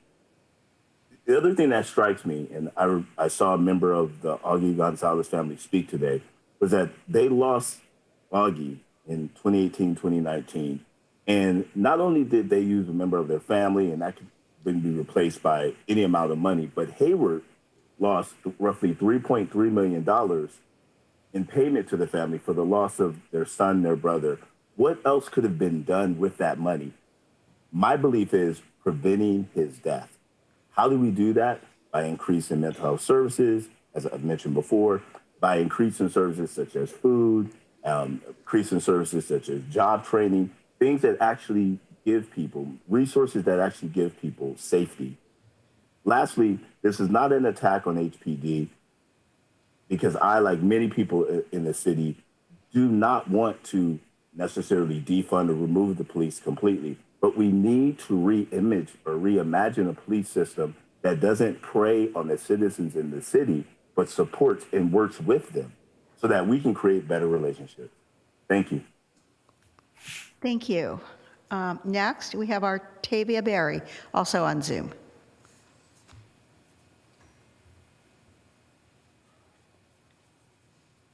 Good evening. Can you all hear me? Artavia? Yes, can you hear me? Yes, we can. Okay, awesome. Thank you. First, I want to thank everyone who's spoken tonight, particularly the families who have actually lost family members as a result of what we're discussing tonight. We see you, we love you. Also, want to thank my fellow Community Services Commission members for your comments tonight. You know, as most of you know, I currently serve as chair of the Community Services Commission, and just wanted to take a few moments. I'm not going to reiterate everything that's been said. I do stand in agreement with most of everything that you've already heard tonight. Would like to share that in the Community Services Commission 2 years ago, when we forwarded to City Council position paper along with recommendations, we talked a lot about the fact that we want to place the highest value on all human life. All human life. If a person is engaged in an act that is, quote, illegal or a traffic stop, their life is still valuable. At no point should death, at no point should murder be in our officers' toolkit for keeping our community safe. The city of Hayward is not a war zone. The city of Hayward is not a war zone. The city of Hayward is not a war zone. So my position and my request is that we eliminate all military grade equipment from the arsenal, from the toolkits of our officers.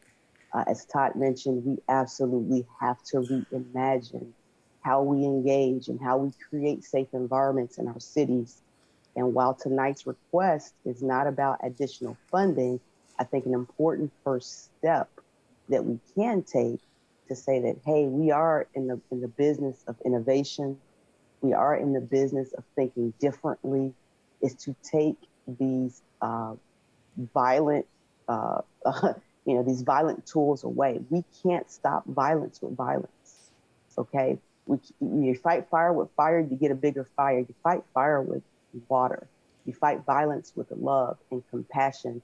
And I think that the dollars that would go towards maintaining and upkeep, as my fellow commissioners have said, would be better put to use towards housing, towards mental health response, towards dealing with the human trafficking issues that we have going on here.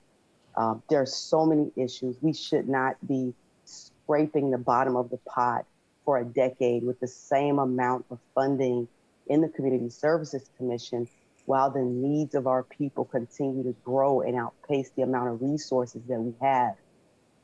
We can do this differently. I also ask that we consider studying. May I finish, please? I'll just 30 seconds.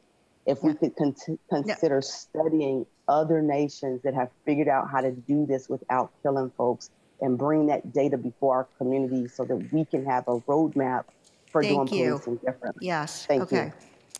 All right. And next we have TJ from Hayward Concerned Citizens. Thank you, Kevin Dowling, for your words. It's TJ with Hayward Concerned Citizens, and we are back and always here every Tuesday night. So just so I can break this down rationally, law enforcement is a profession.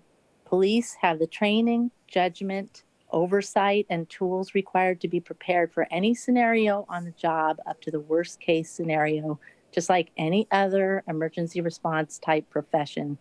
If you were a patient having open heart surgery and you go into cardiac arrest, for example, you don't want to have your surgeon have to go contact his supervisors for permission to use medications, a defibrillator, et cetera, to try to revive you. These critical incident situations require that the tools needed are on standby when precious seconds count. This is the same across all of the PDs in the state. So that's my opinion, and I stand by our police, and I trust that they will continue to be transparent and to partner with our community and to protect our community. Thank you. Thank you. Next, we have Carmen Gonzalez. Can you hear me? Yes. Hi, good evening. I am Carmen Gonzalez, Hayward native, former early childhood educator, and frontline survivor of a marginalized youth that slipped through the cracks of education. I am here on behalf of those against the military equipment and to support Hey Coco. The police may want weapons, but teachers want raises and updated textbooks. What they are asking for is insane. Some, if not all, the money the police are asking for should go to children's education. In order to stop the impoverished cycle, we need to start from the bottom up, giving the marginalized, underprivileged, and struggling children the tools and resources they need so they could become future successful students. Our children need to be given hope and an opportunity to learn to have to learn. So we could put an end to the crime in Hayward and put Hayward on the map with children that excel in education. Please say no to the police and yes to see the oppressed. Save, educate, enrich, for no child should struggle as I have. Thank you. Thank you. And next we have Suzanne. Hi, I'm Suzanne, member of Hayward Concerned Citizens. And I also am a lifelong citizen here of Hayward. I was born here. And I want to say that I support HPD fully. I appreciate their transparency. And I ask that council consider the extremely dangerous situations that our officers have to face every day, day in and day out. And ask that you please do not send them out without the protection that they deserve. Please consider the weapons that are out there today, the ghost guns, the AK-47s, all of that. There are a lot more people out there carrying those guns than our Hayward Police Department. I ask that you allow them to serve me and my safety, as well as everyone here in the city of Hayward. And please do not count annual salaries as maintenance and training costs. Whoever said that, they're using wrong data. They're not asking for additional or expanded funding. Please consider the citizens of Hayward and the safety of all. Thank you. Thank you. And that is the last, oh, no, it isn't. So do we have Rosie Hartz yes, please come forward.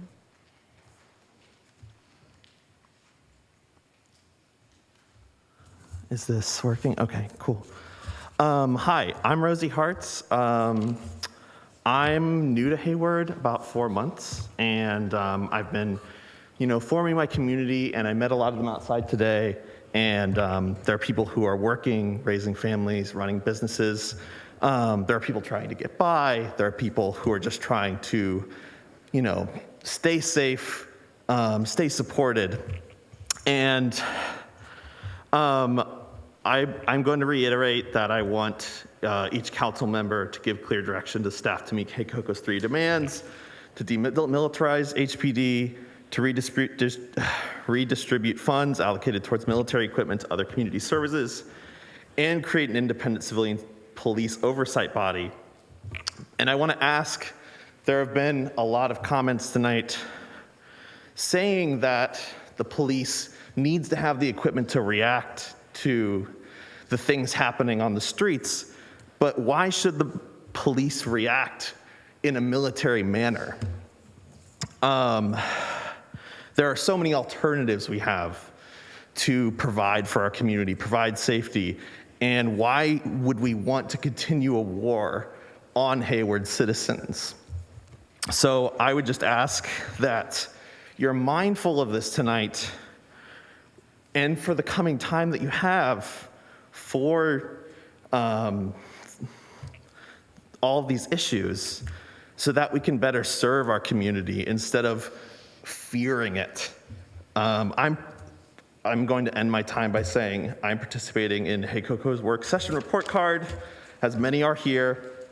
I'll be assessing each council member's response and instructions to staff for each of the 3 demands. Thank you very much. Thank you.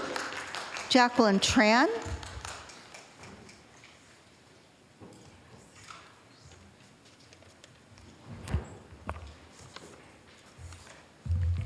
Good evening, Council. I'm Jacqueline Tran. I'm a lifelong Bay Area resident, and although I'm a new Hayward resident, I feel a responsibility to its community, and I believe that HACOCO leads that charge. I want each council member to give clear direction to staff to meet HACOCO's 3 demands: to demilitarize HPD, redistribute funds allocated towards military equipment to other community services, and create an independent civilian police oversight body. You may be thinking that the department is not requesting additional equipment. My concern is how the department will be authorized to use the equipment they already have. Will it be an anything goes situation, a not limited to situation, an A, B, or C situation, or will it prohibit uses of this weaponry when it is not needed or harmful? I look forward to your answers. I am participating in HACOCO's work section report card, and I will be assessing each council member's response and instructions to staff for each of the 3 demands. Thank you. Thank you. And I believe, unless there is anyone else who would like to make a comment here or on Zoom, not seeing anyone come forward or raising their hand on Zoom. So I'm going to go ahead and close public comment, and we'll go back to council now. And I would remind everyone that we are actually not taking any official action tonight on this, as I think most of you know, but we are certainly discussing it, giving direction to our staff about going forward with this policy, with the policy and the approval. So, so just to remind people of that. So with that, I'm sorry. Well, do you want to? Nothing to do with the policy. It's just I have family that's watching on YouTube and they said the video's been cut off. So can someone look into that, please? On YouTube, yeah. Okay, thank you, thank you. Can we? Mayor, can I interject real quick? This is Councilmember Marquez. Yes, go ahead. Can I respectfully ask that we take a 5-minute break? I really need to use the restroom. I didn't want to step away from anyone's. And that, yes, that makes sense since we apparently have a technology problem to fix too. So we will recess for 5 minutes. Thank you all.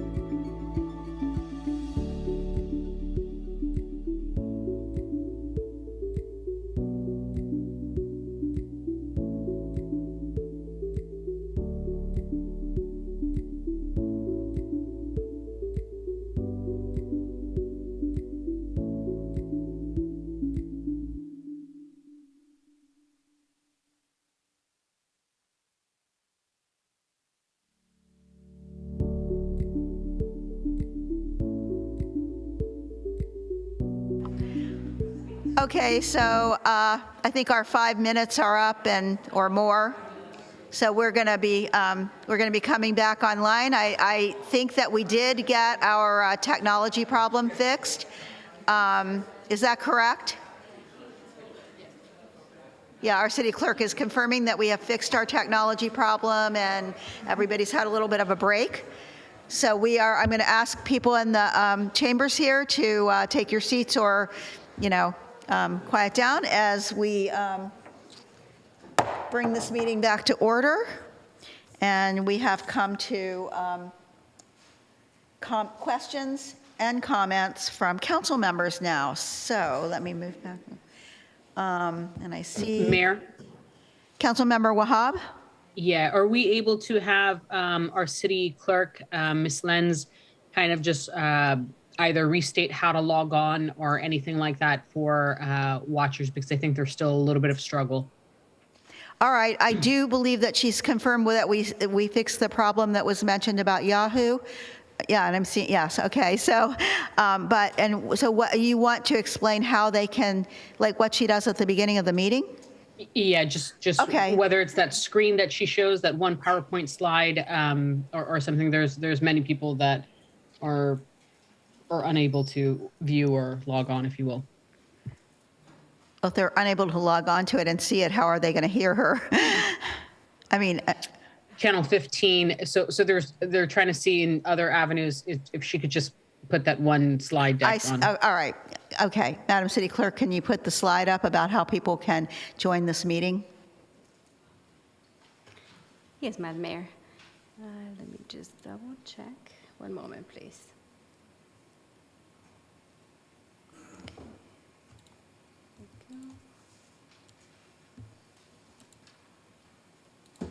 Okay. Is that the slide we want to show? Yes, and if you just want to go over it so people know how to utilize it. Yes, so members wishing to join the meeting via Zoom can follow the information that I'm projecting right now, which is also on the first page of the agenda. Okay, so that's the information. And of course, individuals wishing to speak could use, if they are going to join Zoom, and if they want to speak, they need to use the raise hand feature. Members calling into the meeting and wishing to speak should dial *9 to request to speak and *6 to unmute.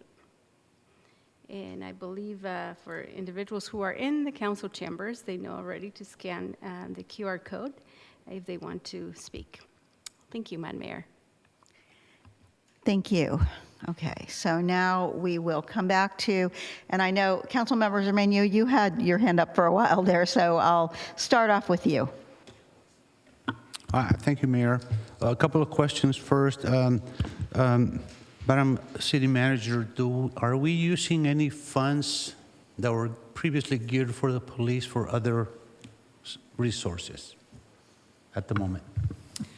Last year, the council did, actually the last 2 years, the council did authorize the use of salary savings in the police department to fund our mental health HARP program response teams for the pilot programs. And so we are continuing to keep those police officer vacancies unfilled and using those salary savings to fund those mental health response programs. How's that program working out? Do we possibly see an expansion of it? Yes, we're going to be proposing this year in the budget to basically double the staffing and then continue to use vacancy salary savings from the police department to fund that expansion as well. Okay, thank you. Chief, what is the status of the advisory committee that was formed? We just had a meeting on April 11th and addressed this particular policy. One of the things we're addressing now is whether or not to keep it in its current configuration because of limitations on the folks serving. But in fairness to the group that's serving, COVID hit and they were not able to fulfill their mandate. So it would be, in my opinion, it'd be unfair to that group. One was present tonight, Zachariah Kende. It wouldn't be fair to that particular group to push them out the door before they were able to engage the community and do what what this council empowered them and paneled them to do. Okay, thanks. But we are meeting quarterly, and this is the first, I think this will be the first full year where we can really get it going and really get out into the community and do what they were designed to do. Okay, all right. I know what military is because I was a participant of Reserve Officer Training Corps, ROTC, at UC Santa Barbara for 2 years. So I know what that is about. And of course, we're seeing Russia doing all these military exercises in Ukraine. So the word military has this connotation. Why do we keep using military? Because it's perceived as something that's so negative, as you heard all the comments today, demilitarize our police force. Any thoughts on not using the word military? So I'll respond to that because we are required under the state legislation to call this now military equipment. There is a very specific list that was outlined in the state legislation that changed the classification, I guess I would call it, of this equipment, and now it's defined as military simply because the legislation defines it as military. It's been in use for a number of years. It's never been classified as military-grade equipment. We've never called it that before. We're only calling it that now because of this legislation. Okay, well, something's changed. That word military has such a bad connotation. Let's see, a couple other questions. This is simply, this particular process that we're going through is to comply with AB 481. What happens if we don't approve anything? What happens if if we decide not to approve it?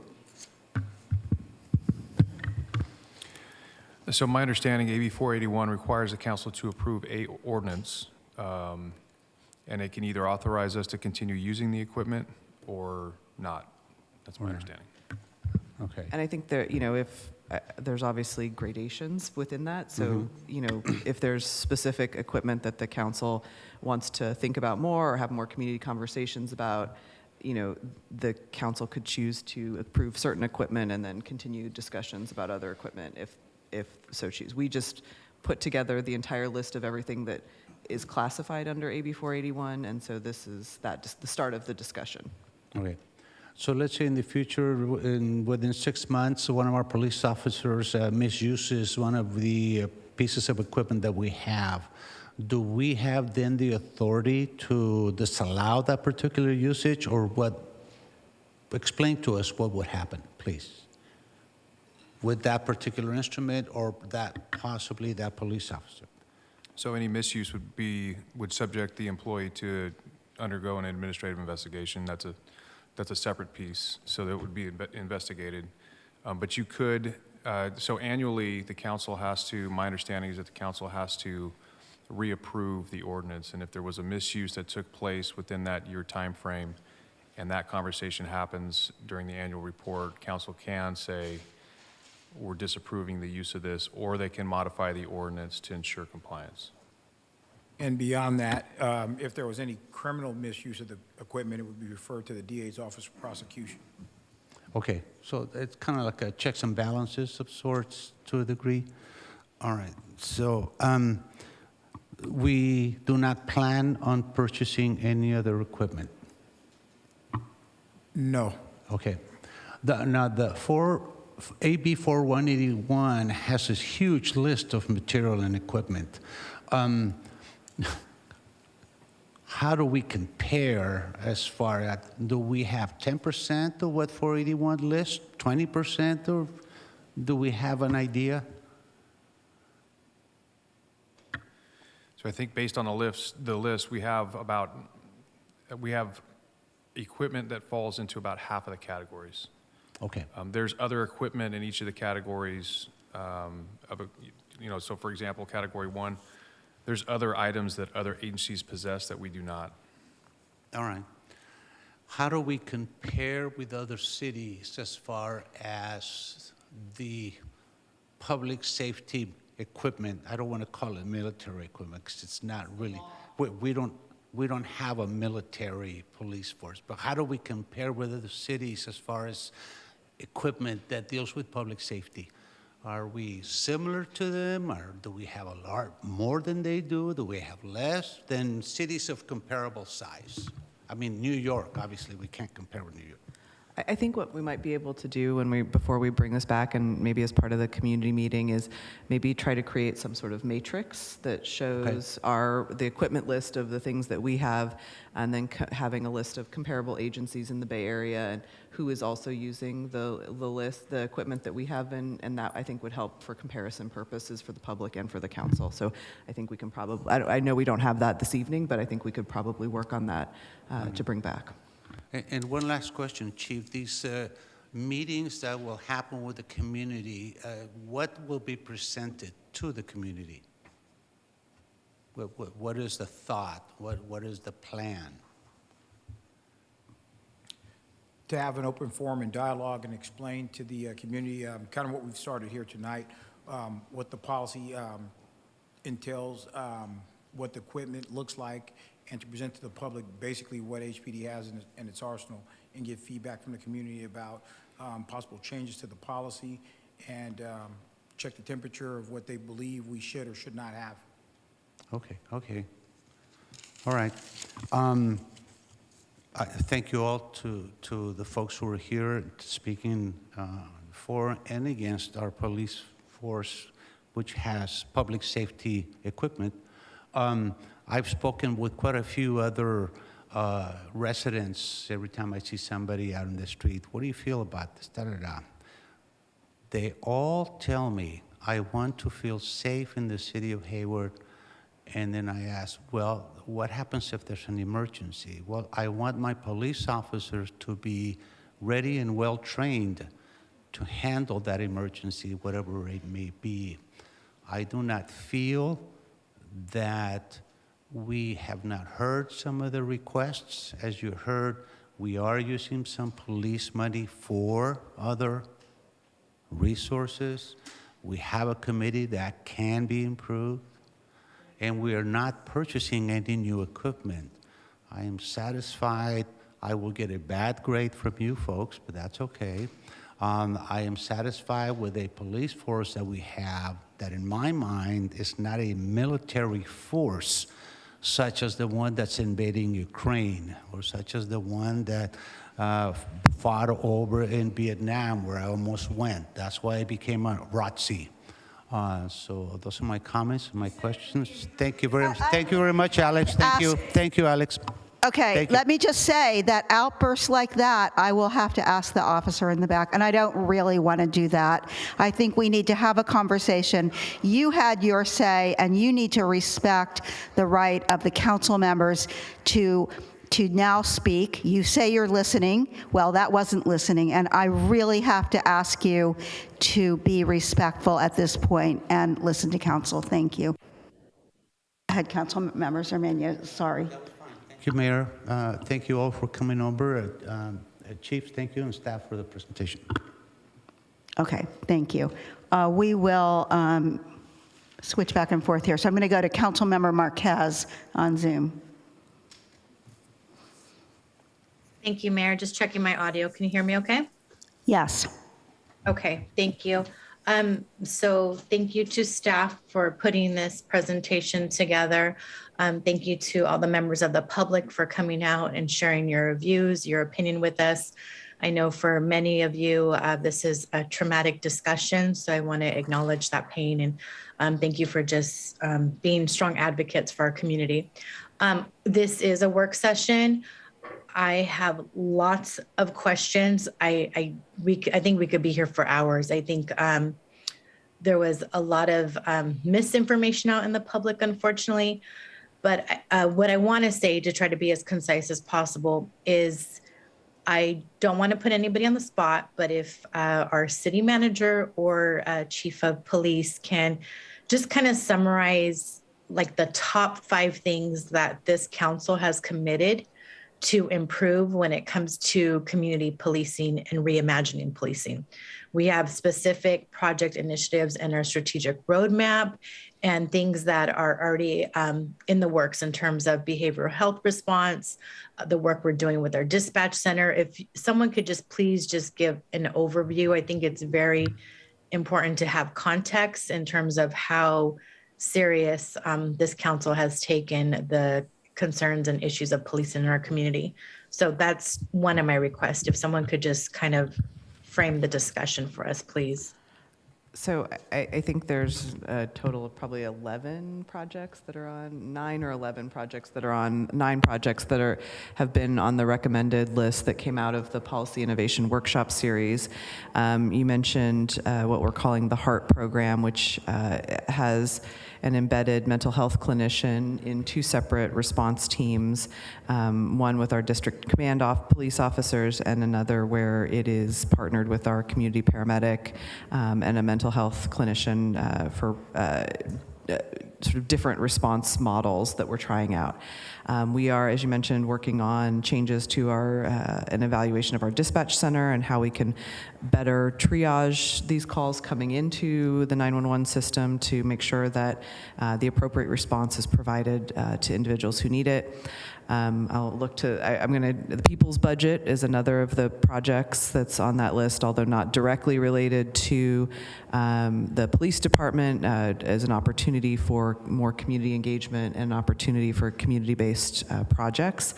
There is the complaint liaison program so basically an opportunity to reevaluate other options for complaints to be lodged against the police department and how those would be referred. And then a review of the police department training curriculum. Am I missing? I think those are the key ones that I think we've been working on for at least the last year and a half.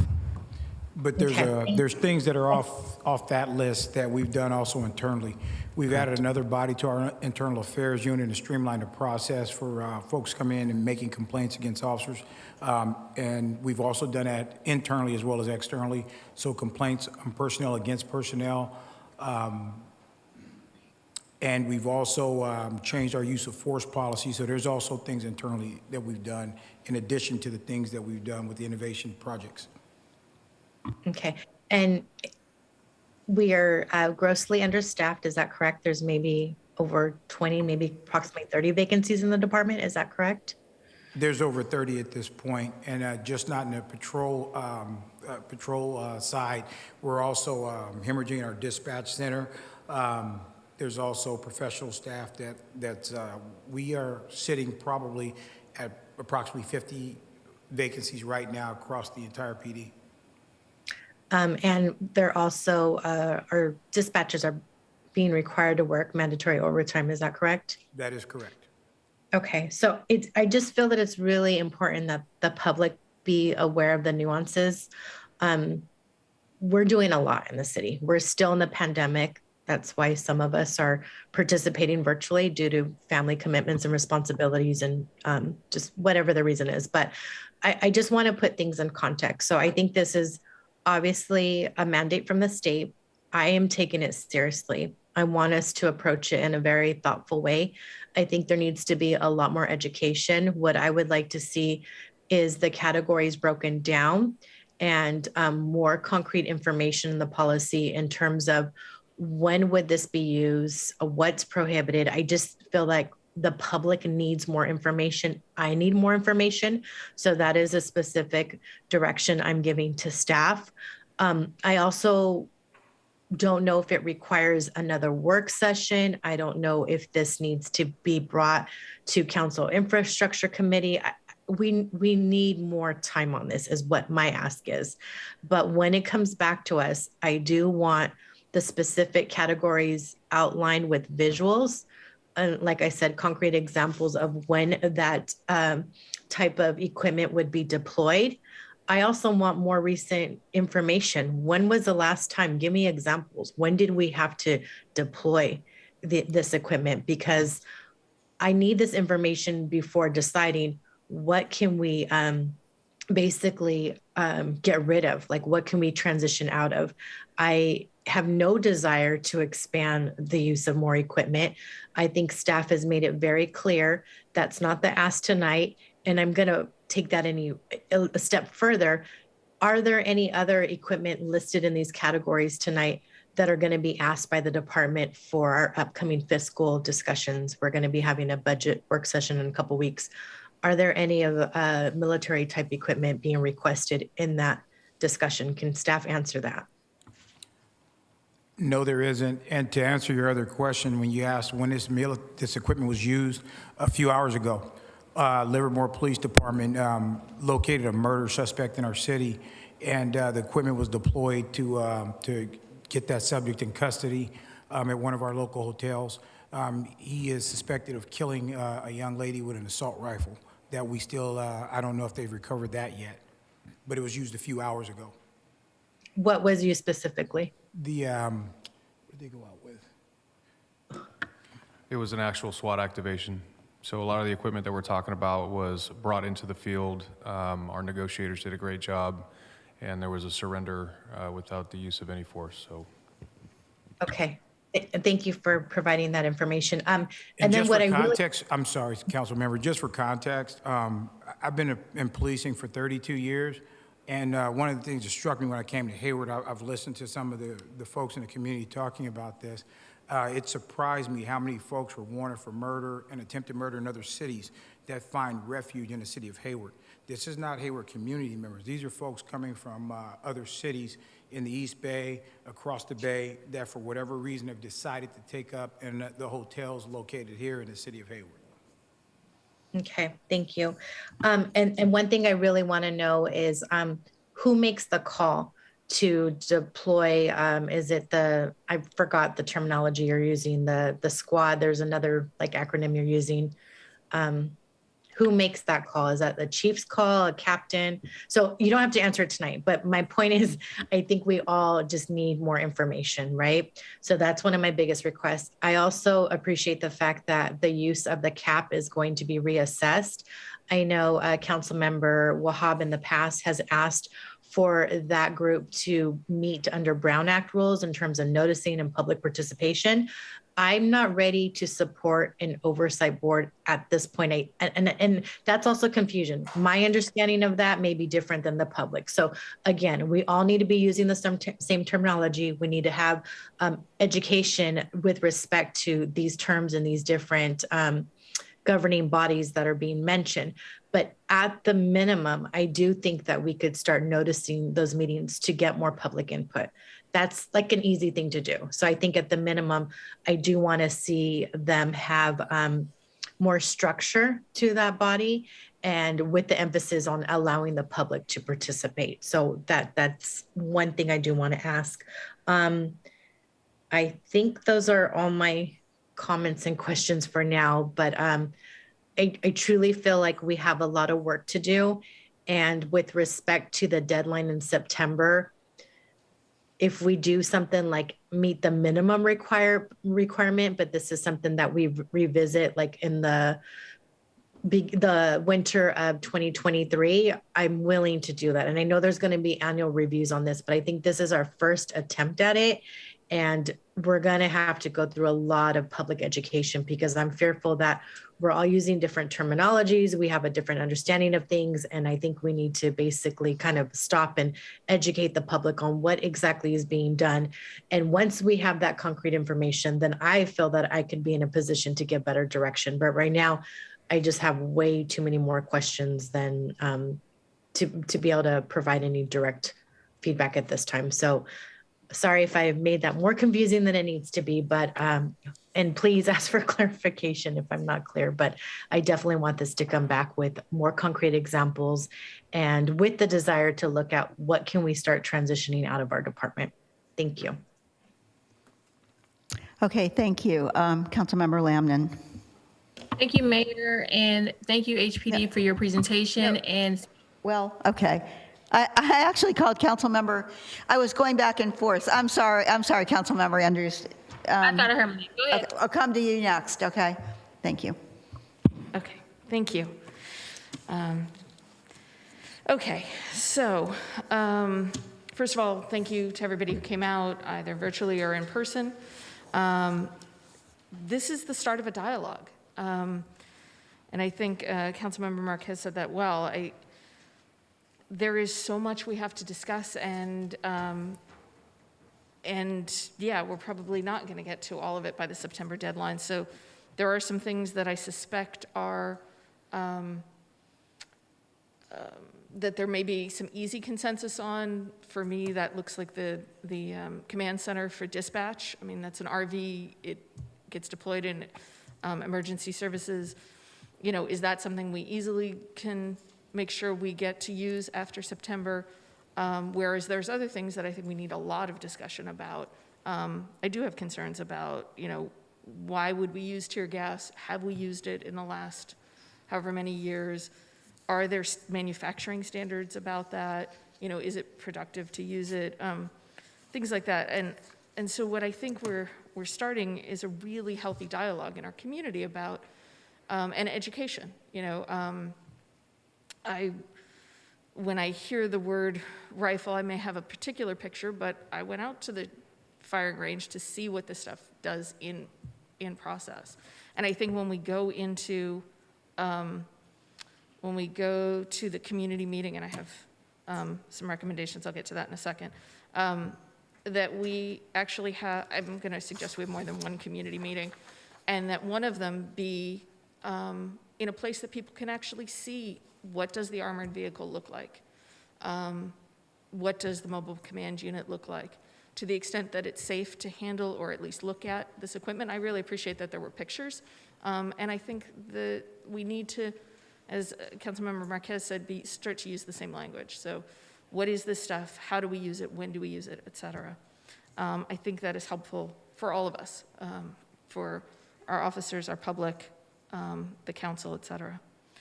I think the policy, I have a lot of, there's more that I'd like to see in that, and I'm going to make some suggestions about that too. So I sent over El Dorado's policy. I appreciate you taking a look at that. One of the things, there's some stuff in there that I'm concerned about, but one of the things that it does is prioritize language about prioritizing community safety, prioritizing life, and being very explicit about, yes, you can use this equipment for this thing, and you cannot use it for this thing. And I understand there may be a moment of something that nobody expected and nobody anticipated, and so I do want to give a little bit of flexibility, but I also want to make it explicitly clear. We've already said in this community that we support the right to protest peacefully, that nobody gets interfered with. We have policy about that. Let's make sure that that's part of this policy as well. And, you know, I think it was TJ mentioned about technical oversight, and yes, I don't know how to police. I didn't go through the academy. At the same time, I did go through training to work in the medical profession, and I know that there are utilization review boards and standards that get set up to say this is the protocol for dealing with this situation. And the value of evaluating this each year is if somebody finds what in the medical profession would be called an off-label use of something, you know, if we use the robot to do this thing that nobody ever knew about, we actually saved lives in doing that. That's exciting and interesting, and having this annual review and having this be an ongoing dialogue allows us to do that. I look forward to the next steps for CAP. So, you know, it is obviously time. I mean, we've talked before about having that be a Brown Act committee. And maybe it does continue to evolve. I'm open to that dialogue. I think that needs to be figured out. You know, Alameda County is going through their process right now. I want to keep a close eye on how does that work. St. Leandro's process is new. Thank you to the folks who raised that. I wasn't aware of it, so I'll look into it and learn more about that. But again, what's the balance between being able to say this, for the community to say this is how we want to be policed, and for law enforcement to say this is what works in policing? And I think those are not mutually exclusive things. I think we can do that together.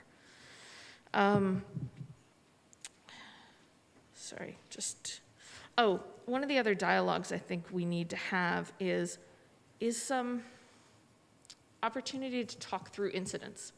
So I was doing a ride-along a number of years ago, and somebody had called in a gun in a park. And so the response was I was sitting in the vehicle that was rolling up on the person, the officer next to me had a rifle. I think there was another one over here. It was a lot. It was a lot of firepower. But I also know, and it was a big presence that came into the park with the car riding over. Now, and it turned out that the person had a knife, but nobody knew that. And so the question, to be able to have time and dialogue to say, so if it was a gun in a park, what is the response that the community wants? What is the dictated response per established protocol? You know, what do we do when there is a school shooting, God forbid? The responses that we have and the equipment we have came from somewhere real. And I think it is time that we talk about, is that still the real Gesundheit that we want to be using in this community? Is that still the right response at the right level with the right equipment? I don't know those answers, and I don't think we're going to get to them to September, but I urge us to continue this dialogue past what we need to do in September or October. And I ask us to lengthen our timeline so that we really do have the time to do as much of those dialogues as we can. Lastly, I think there are some things that are specifically missing from our version. What are the alternatives to the equipment? What happens if we don't use it? What are the hazards of using it? And then who is the independent body that gets to decide? I believe it's written in the law that there has to be some independent, and the way the policy is written now, it's just somebody that the chief designates, and whether or not that's somebody independent or not is not clear to me, so I'd like to see that. And I probably have other things, but I will absolutely let my colleagues speak. I look forward to hearing from you. Lastly, sorry, when we do these other community meetings, can we make sure that there's multilingual access? Thank you very much. Thank you. Now, Councilmember Andrews, go ahead. Mayor, and apologies, Councilmember Lamnin, for that interruption. I want to thank staff for their presentation. I want to thank the community for calling in. Thank you for coming tonight to discuss this item. I do want to piggyback on a couple of things that a couple of council members have said already, so I won't go into full detail as they've already stated their thoughts on it. One is I am interested in reviewing with a longer timeline. I would like to see this at CIC so we can have further discussion, kind of flesh out some more questions that we all have and present it to before we present it to council, if that's a possibility. I also would like to have minutes or some kind of summary of what happens in CAP from that 411 meeting after this policy review, and further detail, as much detail as you can release, just so I can have a firm understanding of how that body is governing, but also what are their more detailed comments on this. So if we could have that would be great.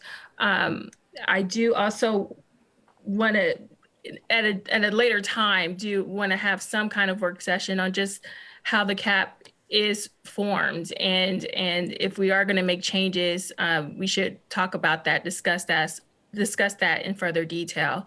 But that's another item. So the other thing I also wanted to piggyback on is the independent reviewer. If we could get more information about that, how that would work, I think that would provide a little bit more transparency to the public. If we said we did go outside and have someone look at this wasn't done in a vacuum. I will be interested in that. The other thing that I think other council members touched on, but something that's a little bit more technical in my world and maybe a couple of other council members' world, is having a risk register. So I think what a risk register will show is this is what happens if we move forward on a particular item, but also if we use a certain type of equipment, what is the risk of using that equipment? What's the risk of not having that equipment? And I think that would be a more transparent to the community to understand whether or not we need to have this equipment. And I do want it from the lens of decommissioning some items if we are not using it, decommission if we are not seeing the cost benefit of using it. If there is a safer approach to things, we should be looking at it in that lens. So I would like to see that as part of the work that comes back, is just having an understanding of what the risks are for using it and what the risks are if we don't use it. Another thing I would like to see is if we could have a simple breakdown, doesn't have to be very detailed, but I do think the public needs a reminder of how much work we are doing in the arena of mental health, how much work we are doing in affordable housing. I won't ask the city manager to list all the projects that we have moving forward, but and we have already done. But I would like to see that amount of money that was approved from CSC, the amount of money we obtained from grants, whether it's Home Key, where we have placed individuals who needed support in hotels, or if it's reimbursement for the mental health response that we have seen for the HEART program with PD. I would like to see all those numbers and then also see how much money is the equipment and include the amount of money we are doing for training. So then people can have a fuller picture of when we're throwing out numbers saying 1.6 million, we have a real true number of what this is going to cost, not something that the community is trying to figure out to kind of wrap their head around. Because that's why they're throwing out the numbers, is because they don't have a firm, clear picture of how much this is going to cost the community. So if we could see that, I think that would be helpful. Also, when we buy a piece of software, we include the amount of money it takes to train. And we do have an idea of how many hours is it going to take to train this individual in this software. I hope that doesn't seem like a lot of work, but I do feel like there's an analyst that can pull these numbers together in order to provide more transparency to the public, because this is a big topic. This is a big item. It is worth the time to research to find out these numbers. And it's also a time to remind the public that we are spending millions and millions and millions and millions of dollars. It will never be enough. We would never spend enough money on affordable housing. We would never spend enough money on community resources, never. But if they're going to be comparing what we're doing in PD when it comes to military equipment, we also need to show them the full picture. So I hope that we can do that tonight. The other thing is, along with that risk register, if we could figure out what are some of the situations that we commonly address that needs this equipment. Like, what are the top 3 or 4 things that we need this equipment? And then what would happen if we can't obtain this equipment regionally, quickly? What could happen?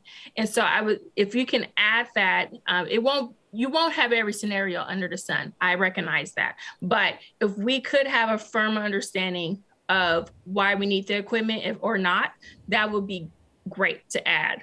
I was looking at AB 48, as someone mentioned, and even that has loopholes. Even AB 48 has a loophole that says in situations or something in that same language. So if we are going to be referencing state law, if we want to scrutinize more what we're doing, we need to see as many situations as we possibly can in this risk register, and we can be better than what the state has outlined. But I just want to recognize that that is something that if we're going to advocate here in Hayward, you should also be advocating to the state, because they have loopholes in that language too. So also I want to one last thing is also kind of piggyback on what other council members said. When is the last time this equipment has been used? I personally, is the history of what we've had in America, tear gas, pepper spray, I haven't seen a lot of it on television being used on, dangerous situations. I've seen it mainly on protests. So I would like a fuller picture on how that equipment is being used. I am concerned about that type of equipment. So if we could have a fuller picture of that, that would be helpful. If that's something we can look at that maybe we don't have in Hayward, but maybe it's something regionally, if something gets really bad, heaven forbid, something like what happened in Ukraine and countless of other African countries and other countries are dealing with on a daily basis, are dealing with, and it somehow, heaven forbid, happens to Hayward, is there a way we can not have it here, but possibly have it regionally? That's something that I would be interested in seeing. And then I would say the last thing, I'm like Elisa, with Councilman Marquez, I can go on all day about this, so I have to slow down a bit. But one thing I would like to say is that the Access Hayward, I just want to let the public know, Hayward PD and the city took one of our recommendations of saying, if you're gonna have a complaint about a specific drone program, here's your complaint. You file it right here. They have pulled that specific item out so you can file a complaint against that item, not just complain about the police department, complain about an officer. They pulled that item out because of your advocacy, because of you calling in and showing your concern. So I would like to see if we can do the same thing. One of the things I'm noticing on Access Hayward, it's very officer, when we say police, it's very focused on the officer, when a couple of the comments I heard tonight was not necessarily officer that they had the complaint. They had to complain about seeing this type of equipment, this type of situation on their street. And I think they should have the opportunity to file the complaint, but HPD also should have the opportunity to respond on why that equipment was there. So they have an understanding of why that equipment was there. So they don't assume that we are responding aggressively, but also to be a check to make sure we're not responding too aggressively. So I do think we should think about that as part of Access Hayward, is to pull out not just compliment a police officer, complaining against a police officer, not just drones, put in military equipment or put in something that is going to identify the equipment use that the public has an issue with. So I think that's all I have for right now. I appreciate your presentation. And again, thank you for your advocacy on both sides on this. This is very important. So thank you for coming in. Thanks. Thank you. Councilmember Salinas. Thank you. You can hear me, yeah? Yes. Perfect. So, as everybody was talking, I've been taking, a lot of notes, and of course, all the notes that I was taking while I was reading this. The notes tonight, my notes tonight have sort of eclipsed that, and so, but I'm trying to stay as organized as possible here and really stay focused.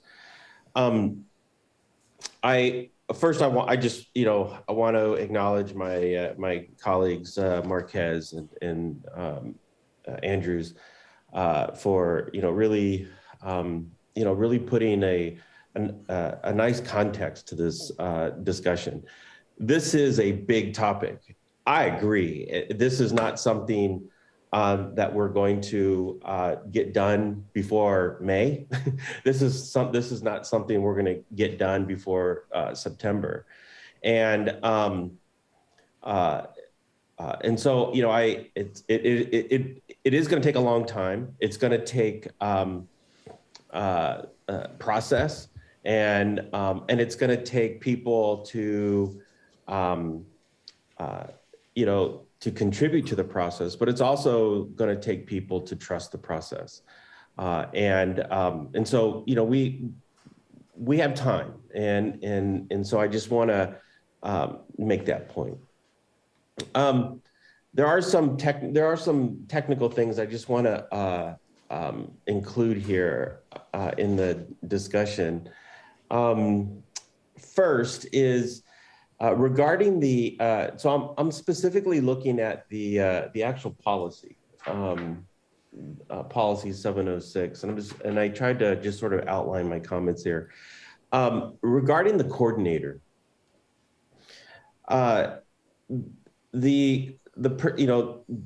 This person, if I understand this correctly, this person is the one responsible for handling the inventory and handling and maintaining that inventory, correct? And also the liaison between the police department, the inventory, and council, correct? That is correct. Okay. Is this particular person going to have a particular rank, like a lieutenant, sergeant, a preferred rank? Preferably, it would be a lieutenant, a commissioned officer.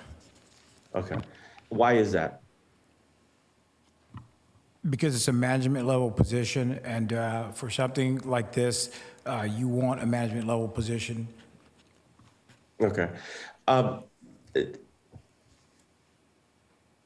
In the event that we need to call up something in the inventory, let's say, there's a situation out in the community and we need to pull something from the inventory to take out into the field, will there be, or can we include some kind of a two-person process, or sort of a checks and balances once that item is called upon or called up? Is there a process, or will there be a process for that particular item or that particular asset moving from the police department out into the field?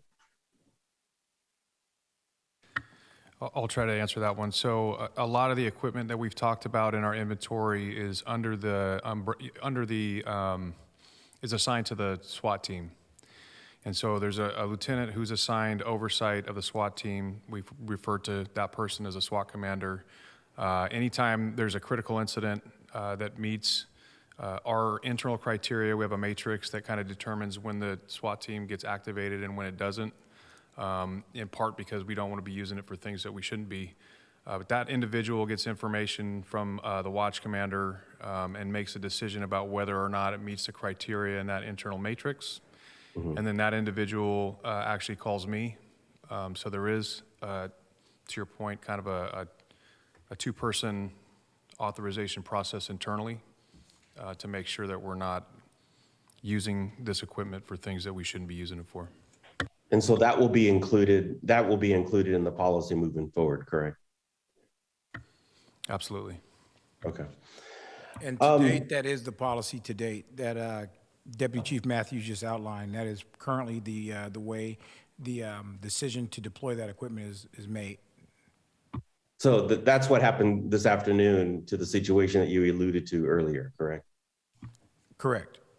Okay. Moving on to, the other point I want to make here is that in the event that there's a complaint in this particular area,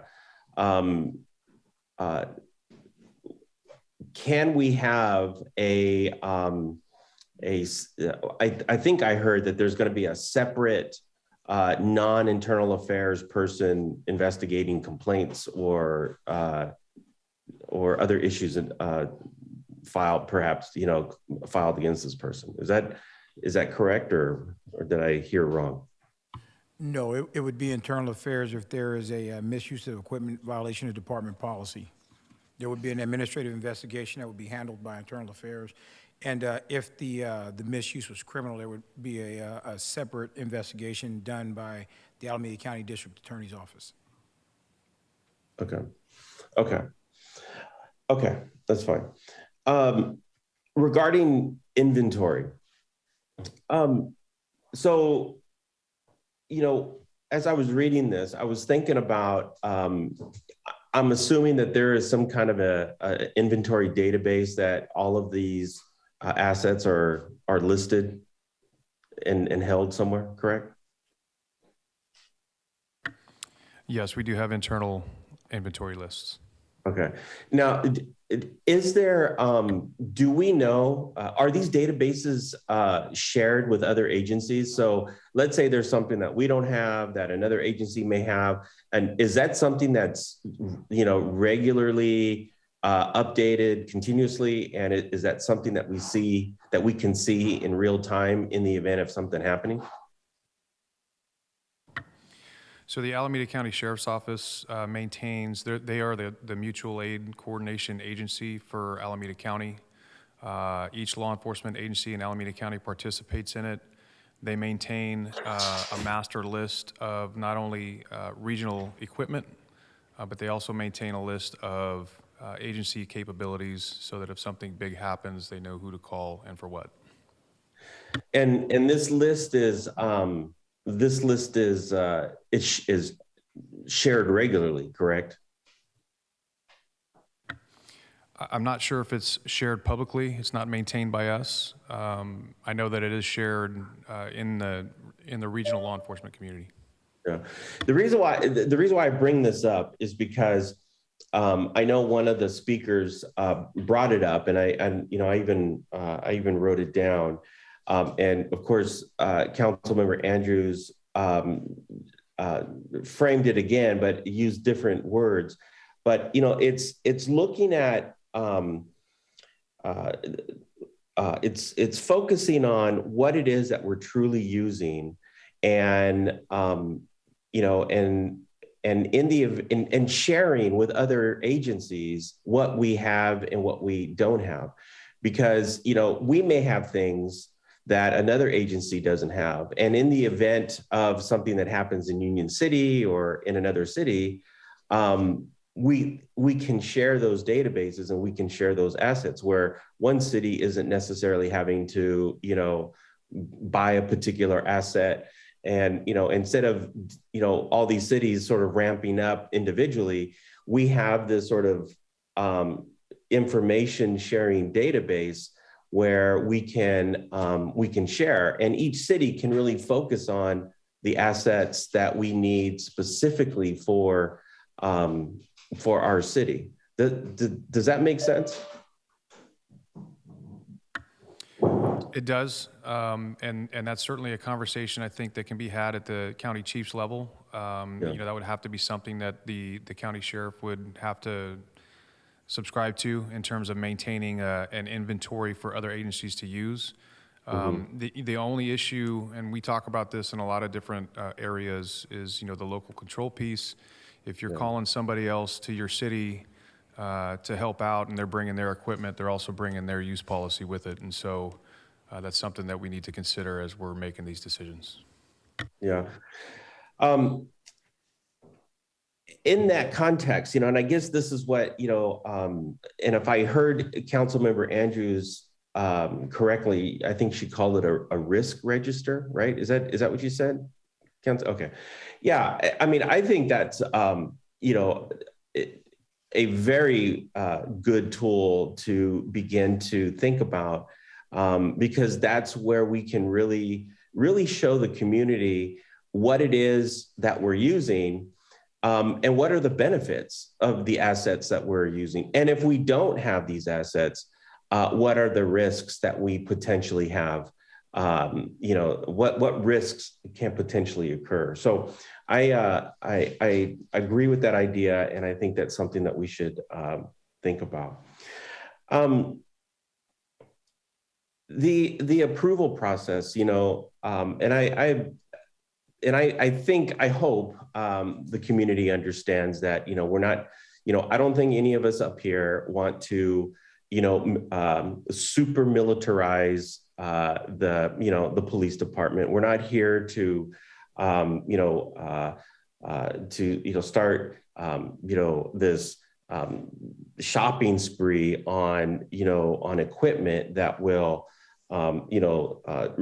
destroy trust that we've been earning and we have been, having over the years.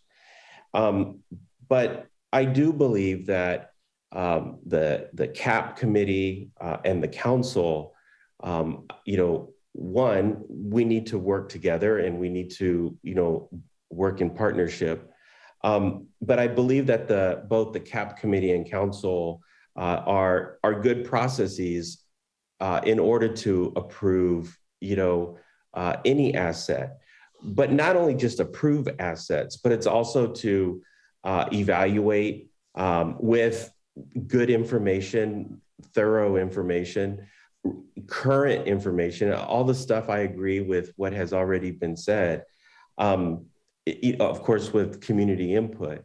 And so I just want to, I want to highlight, CAP and council, because, that is, council, that is our role. And CAP, that is exactly what we have given them the charge to do.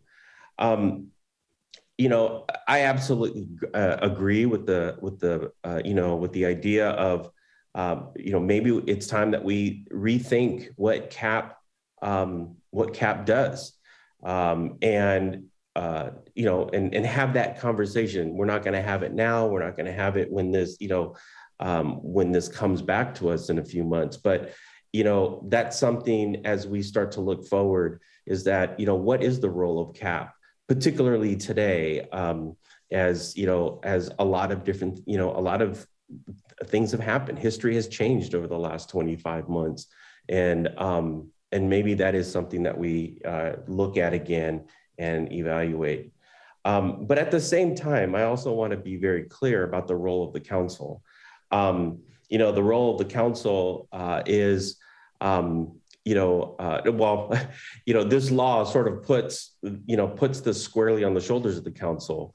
But that is our job. And I think, when we approve, assets, whether in PD or in fire or in, public works or in any other department, we do, these are processes that we have, and these are, and I'm pretty confident in our policy, in our process. And, so long so they're transparent, and so long so that people have, access to participate and contribute, just like what we're doing tonight, and just like what we have been doing in the past. So I just want to see a very robust approval process. I want to see,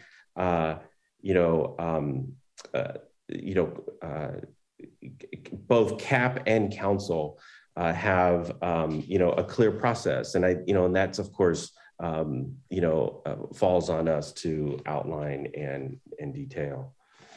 Lastly is the community engagement piece. What we're talking about tonight, and I think, what the law is really focused on, and I've been listening and I'm hearing what much of the community has been talking about. But I think this particular item that's before us is we're talking about an inventory. We're talking about what we have. We're talking about the person who's going to be inventorying what we have and maintaining a database. And in the event that we need to purchase any more or make decisions regarding our inventory, that that is a process that that we take care of, that we decide on. And so I just want to be focused on what the task is at hand. I don't want to get into a conversation tonight, and and I'm sure we can talk all night about it, about what police departments should have, what they should not have, how many guns are out there, and who has guns and who doesn't have guns. I mean, those are conversations that I don't think we'll ever come to a conclusion or come to a consensus on, quite frankly. But I think what we're talking about tonight is figuring out a process, directing staff to come to us bring back to us a process so that we can, so that we know what we have and we can have a discussion about what it is that the city needs to ensure that, you know, we can keep neighborhoods safe. And, you know, so I have, you know, plenty more notes that I can comment on, but I want to just focus on those. And I know we're not done. You know, we have, you know, our timeline is, you know, I know the 180-day timeline will, you know, takes us into September perhaps. You know, I know we're going to be focused, you know, we'll be working on this a lot in the coming future, but I'm pretty confident that we'll have a policy that we can all be proud of. So I appreciate it. Thank you. Thank you. Councilmember Wahab. Thank you. I had a couple questions, more specifically. There were some comments made, and I often feel that sometimes comments are inaccurate and not based on some of the facts that one, staff reports, to the actual data, the budget, this and that. Could our city manager explain, we did not 2 years ago, there was a budget item that highlighted what was being utilized by PD. We did not pull that out, correct? I believe that was a discussion of the equipment replacement budget in the capital improvement plan. And I think at that point, the council asked for additional information about the annual equipment replacement budget. We provided that information, and I don't believe the council made any changes to the budget at that time. Yeah, and that was one of the reasons why I actually voted no on that particular budget. But beyond that, I also want to highlight that, you know, at least I know that, for example, when I take a look at some of these items, it is very clear that I am genuinely very supportive of demilitarizing the PD. Militarization, I know some people are unfamiliar with that, but a person of my background is very familiar of the history of this. Oftentimes, the material that is utilized by the military or any higher grade law enforcement, if you will, become surplus items, often bid by local police, organizations and so forth. It is in an effort to keep up with the weapons on the street, and it is problematic. You know, for example, with technology, as referenced by one of the other callers, ghost guns are becoming more and more problematic. People print them from in their garage, people sell them, people who should not have them, and much more. But, you know, one of the things that I think that was lacking in this report is oftentimes I have asked for data in regards to how has this been helpful to cases? How many cases has it been utilized in? And how successful the, as I like to joke and say, the toy is, right? So I would like to just kind of go over some of the equipment. Some of the equipment I'm not opposed to at all, but other equipment, I just kind of want to understand why we utilize it. I'm not a police officer, so I'm going to have to ask Captain Matthews if he can kind of go through it. The robot, are you able to kind of share a little bit how that's utilized and so forth?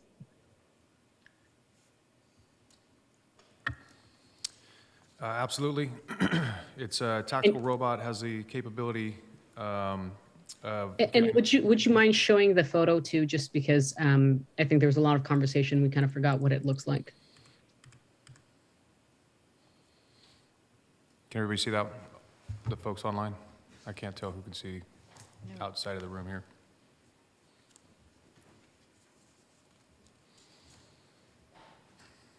No, we don't see anything.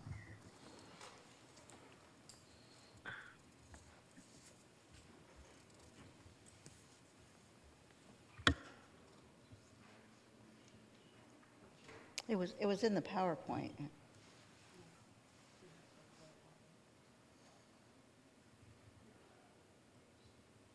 There it is. Yes, perfect. And if you could please explain this. Absolutely. So in a critical incident, it's typically utilized for the internal portion of a structure. It can be put in there and allow us to communicate with somebody inside and also to see where their location is. We've actually used it to conduct negotiations with folks, with offenders who have barricaded themselves before. Okay. And then I'm assuming the unmanned, basically the drones are right next to it, correct? Yes. Okay. And then the mini unmanned aerial systems, it's the ones that kind of look kind of hollow? Exact same capabilities, just a smaller version. Okay. And these were purchased obviously this past year, correct? Correct. Okay. And then do we have a database or a log of how often this type of equipment is utilized, or in which cases? For the UAS, that's part of what we're building now. We're building an outward-facing web page that has not only some background information and links to all the documents from all of the meetings that we held on it, but also there's going to be a list of usage, basically kind of like the flight log information that people will have access to. That's in the process of being built. Okay.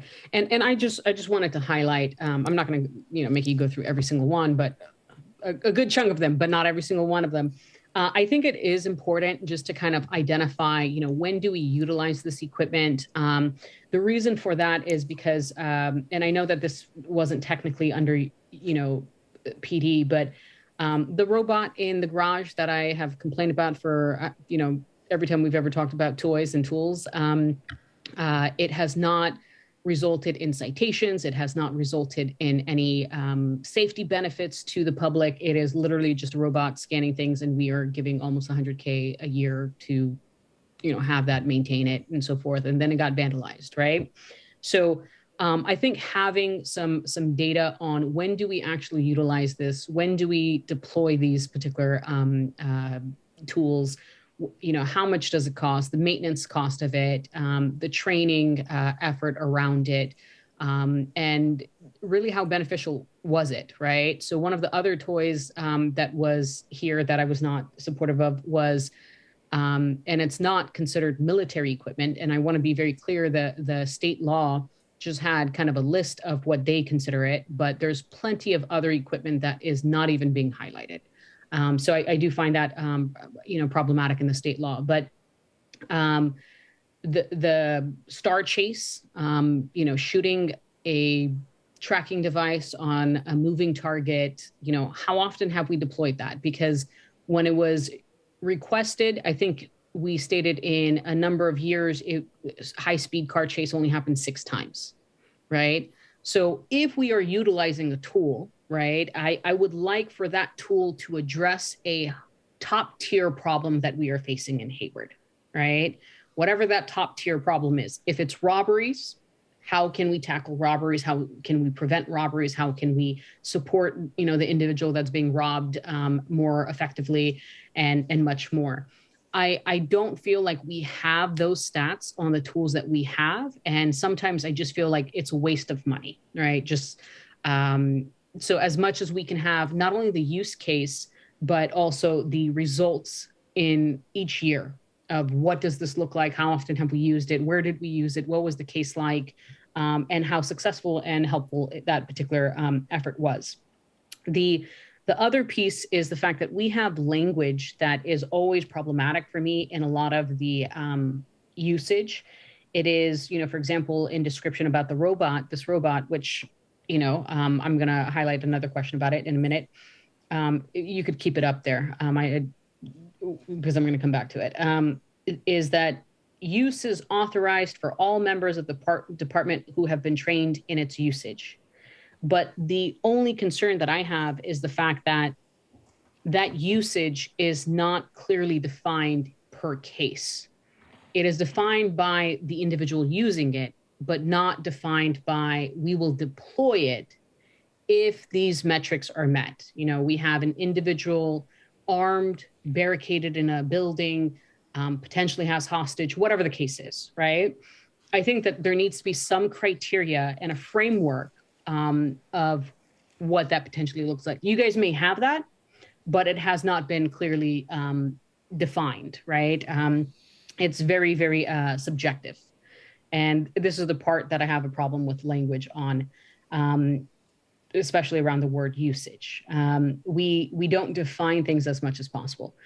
I will also highlight that, there's a number of shotguns. I kind of wanted to understand why we utilize these different shotguns with different, style of ammunition, if you will.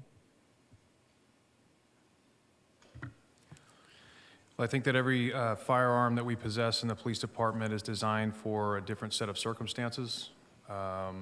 So if we're talking about shotguns, in particular, the one listed in this program, the breaching shotgun, it's specifically designed to allow us to gain access into a structure in an emergency.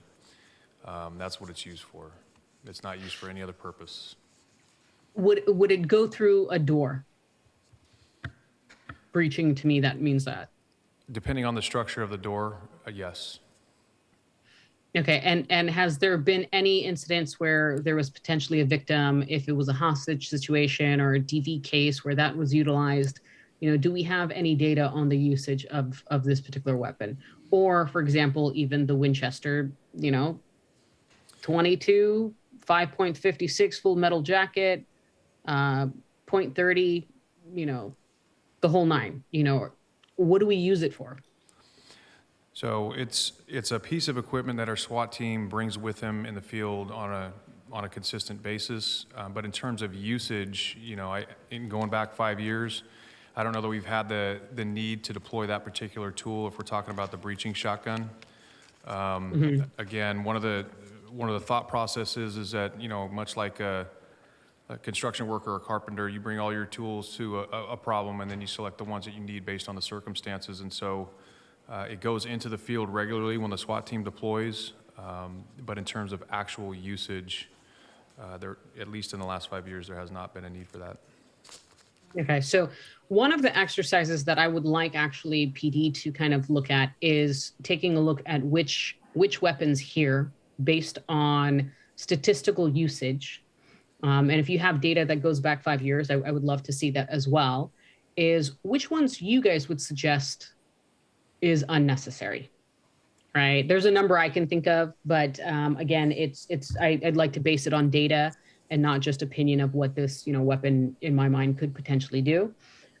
So I think that there is a difference between, and I want to highlight this because I think that there's a difference between safety of an officer, right? I am 100%, I have historically voted on a lot of different items that are for the safety, the quality of life, the health, the death benefits, the work-life balance, you name it, I will be extremely supportive of. This is a difficult job. It requires a lot of effort and a lot of patience and so much more. But then there's the other piece of it is the safety of the public. That, what are we looking at? What can we do to take a look at the equipment to ensure that, one, it's, the safety of the public, but in those rare chances that things escalate, what are we looking at? So the equipment, for example, that you have in regards to the vehicles, the armored vehicles, I'm not opposed to it, right? People are utilizing it for a communication center, much more. So it's certain things where we need to kind of reassess what are we utilizing these tools for? What is its purpose? What is it? Is it truly safety? Is it protection? There's also a vehicle that you guys have that kind of crushes into a building, correct? What is that called? We don't have a vehicle like that. Not at all. Nope. Never have. Okay.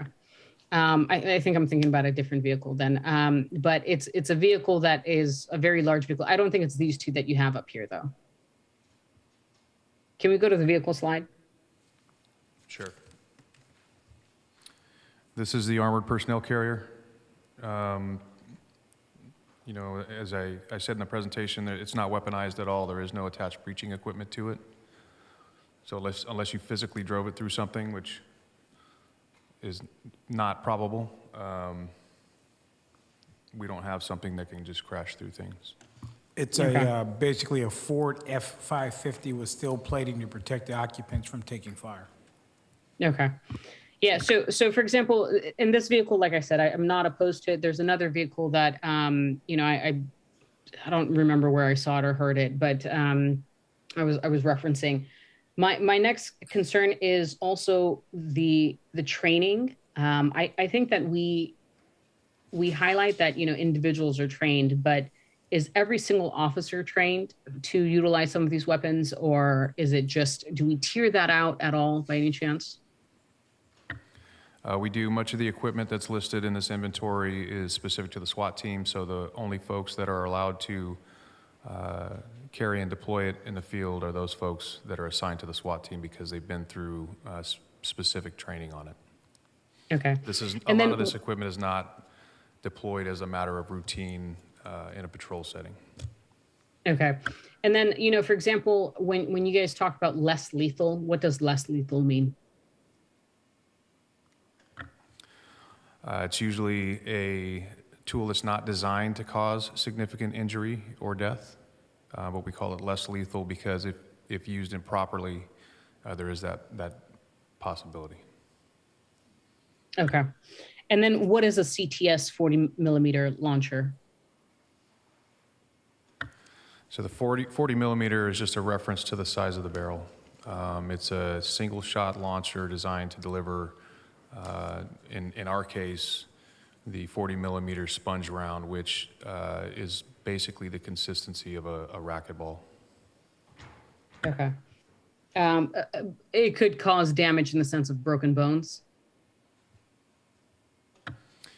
I'm not familiar with it causing broken bones, but I guess in theory, depending on where it hit an individual, it could. Okay. Okay. So, I personally, I just want to highlight a couple of these things. I think that, for me, the definitions of usage needs to be kind of clearly spelled out, and not specifically on, which members of the department are using it. I do want that included in future conversation about this, but more specifically in what type of situation it is being utilized in.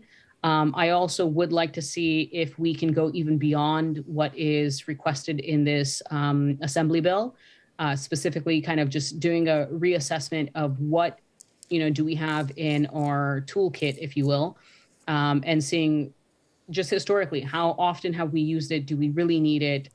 What is something else that, again, is more safety for the officers versus potentially lethal for the public? If we can go through that, what you guys would suggest as, something that you guys would remove. I personally think that we do need to focus on the demilitarization of PD and hopefully not purchase anything that is on, let's say surplus or for sale or, every new toy that comes out. I think that we need to kind of prioritize exactly what we are trying to do with our PD department. And then at the same time, I do, I have consistently wanted to focus on community funds for community needs, if you will. But, what is it that we can truly do? I will say that one of the concerns I have with this, as we talked about PD pretty regularly in the city of Hayward, the problem is, though, is that, with these community oversight bodies, there's well over 100 cities in the United States that have some type of civilian oversight. There's different versions of the civilian oversight bodies. There's investigation focused, it's auditor type focused, it's, just feedback focused, community focused, whatever the case may be. And the biggest problem, including cities like New York City, have them. San Jose has them. A wide variety of other cities, Bay Area, again, nationwide, people have them. And the problem with many of them is how enforceable is their findings, right? Who appoints them? Their kind of power, if you will. I think that's extremely problematic. And it's, I don't always like to jump at one thing without really taking a look at it. I think even when when I was pushing for the more mental health and de-escalation and homeless, calls being removed from PD. It was not in agreement with 311 or whatever the number was at the time, because again, how successful is that model? And so I would like to see, more about what we can do. But again, I would like to see data, statistics, and how successful it is, because a lot of the activists that I have been talking to throughout the Bay Area are highlighting that there is no enforcement model, right? I also, Chief, I know that we are looking to potentially even expand and go further than our independent investigation review model.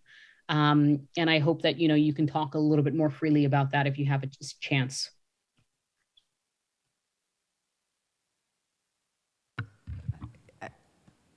I'm not sure that that's the topic that we're on this evening. So, okay, so it's still, okay. So I just want to highlight that there are other efforts that, we are trying to make and we are looking at, but the problem is that some of these models that are out there, they are not useful. They do not work. We see that they don't work.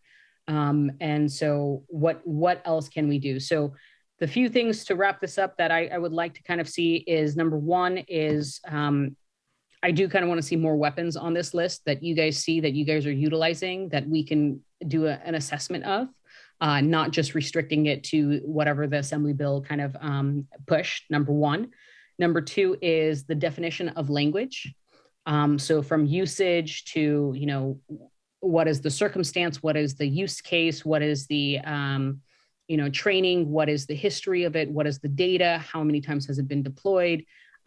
I don't think that we have enough statistics on something that could potentially take a life or, is involved in the public safety efforts. I also just want to see a little bit more in regards to training versus something that is kind of on the offense, right? So like I said, safety of officers is prime case for me. But, when we are engaging with an individual, what are we truly doing to kind of just ensure that no life is lost, and that we can kind of de-escalate as much as possible and potentially apprehend, the individual without utilizing lethal force. The reason why I say this is because we clearly saw a person with an armed weapon shoot and take the lives of a number of different protesters, and literally just engage with PD without any, consideration and so forth. Whereas we often see, unarmed individuals being, their life being taken. So I really want to prioritize how we can get to the root cause of that versus, going into these different tangents. So those are my 2 cents. Again, I do appreciate it. I hope that we, again, have either a work session or the infrastructure committee wants to take the lead on this. I'm very open to that, but I think that we need more data, more conversation around it. But data is very important, and I don't see enough of that. So thank you. Okay, thank you. And Councilmember Marquez, did you have something else to add? Yes, I'll be very brief. Thank you, Mayor.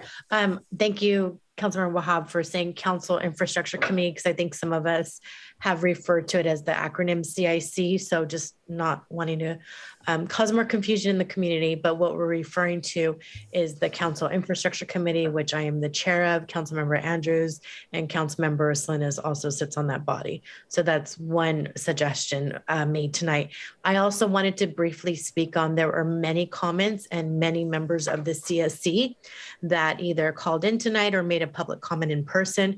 Just wanted the public to also know that myself, Councilmember Salinas, and Councilmember Lamnin are going to be joining an ad hoc committee with leaders from the Community Services Commission, the CSC, to look at the funding process in terms of the amount of money that's being allocated to that body, as well as how we review the RFPs and giving direction in terms of recommendations. So that ad hoc committee is going to be meeting at least 3 or 4 times, and then that committee will bring forward recommendations to the entire council to adopt. So just wanted the public to know pretty much every issue that was raised tonight, this council is working on. You're not going to see the result in a week or 2.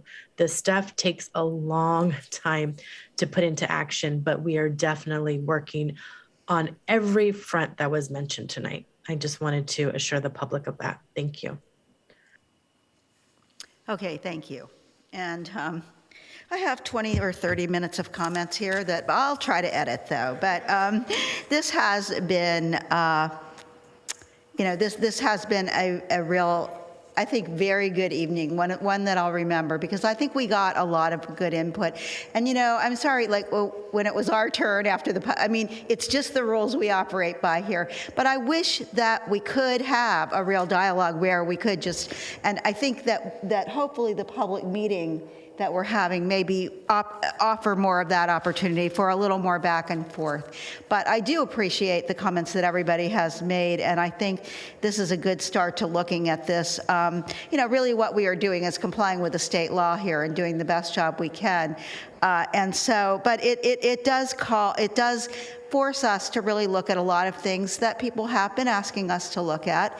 And it certainly is educating us up here. I can tell you a lot better about what we actually do have in use in our police department. But I still am moved by what our police are dealing with out there in trying to keep us safe from people who are accumulating weapons. There needs to be much stronger federal legislation about what it is okay for people to own. And then maybe the police wouldn't have to, really rely on some of this other stuff. But I will remind you that just a few weeks ago, there was a horrific incident in Sacramento. And I think we don't use a lot of this equipment, as our officers have said, a lot.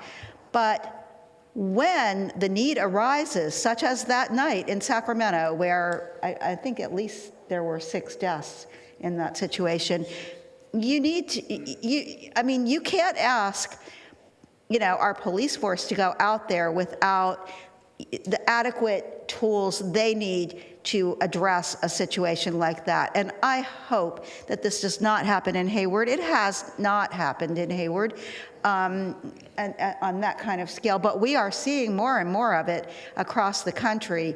The temperatures rising and I think what we're doing here tonight is hopefully trying to lower that temperature a little and really have a good dialogue about, what we need, what we maybe don't need and can do without. There are some things in here I'd like to point, like somebody brought up what I thought was a good suggestion about, pooling with, like if this equipment were needed, is it somewhere somewhat nearby that it could be brought? But they're actually, I think it's 706D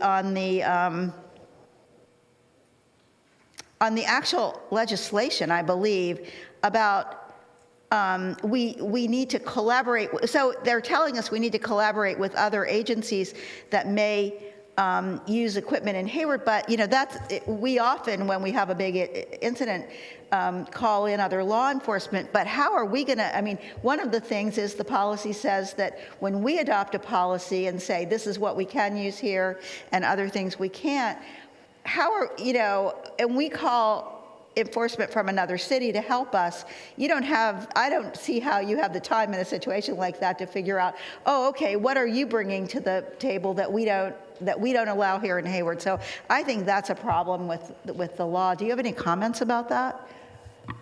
Well, as Deputy Chief Matthews said earlier, I'm appreciative of the process. Heard a lot of good ideas tonight from the community members.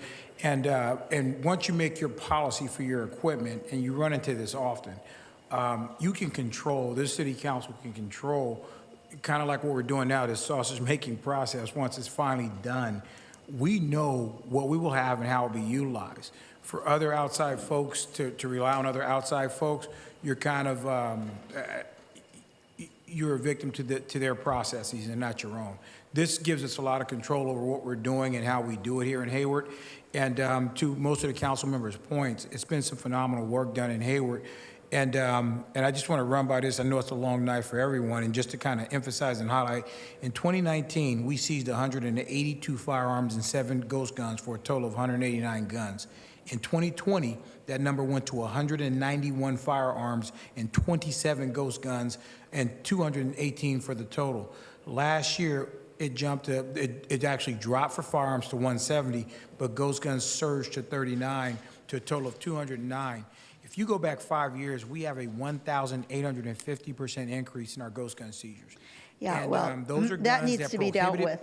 Right, prohibited people can order, have sent to an address and utilize for whatever reason. And, you know, the same thing with assault with firearms. In 2019, 21 people were shot. In 2020, 37. 2021, 52. To date, we have 12. So when there are people out there with these kinds of weapons, I want our police to have them too if they need to respond. But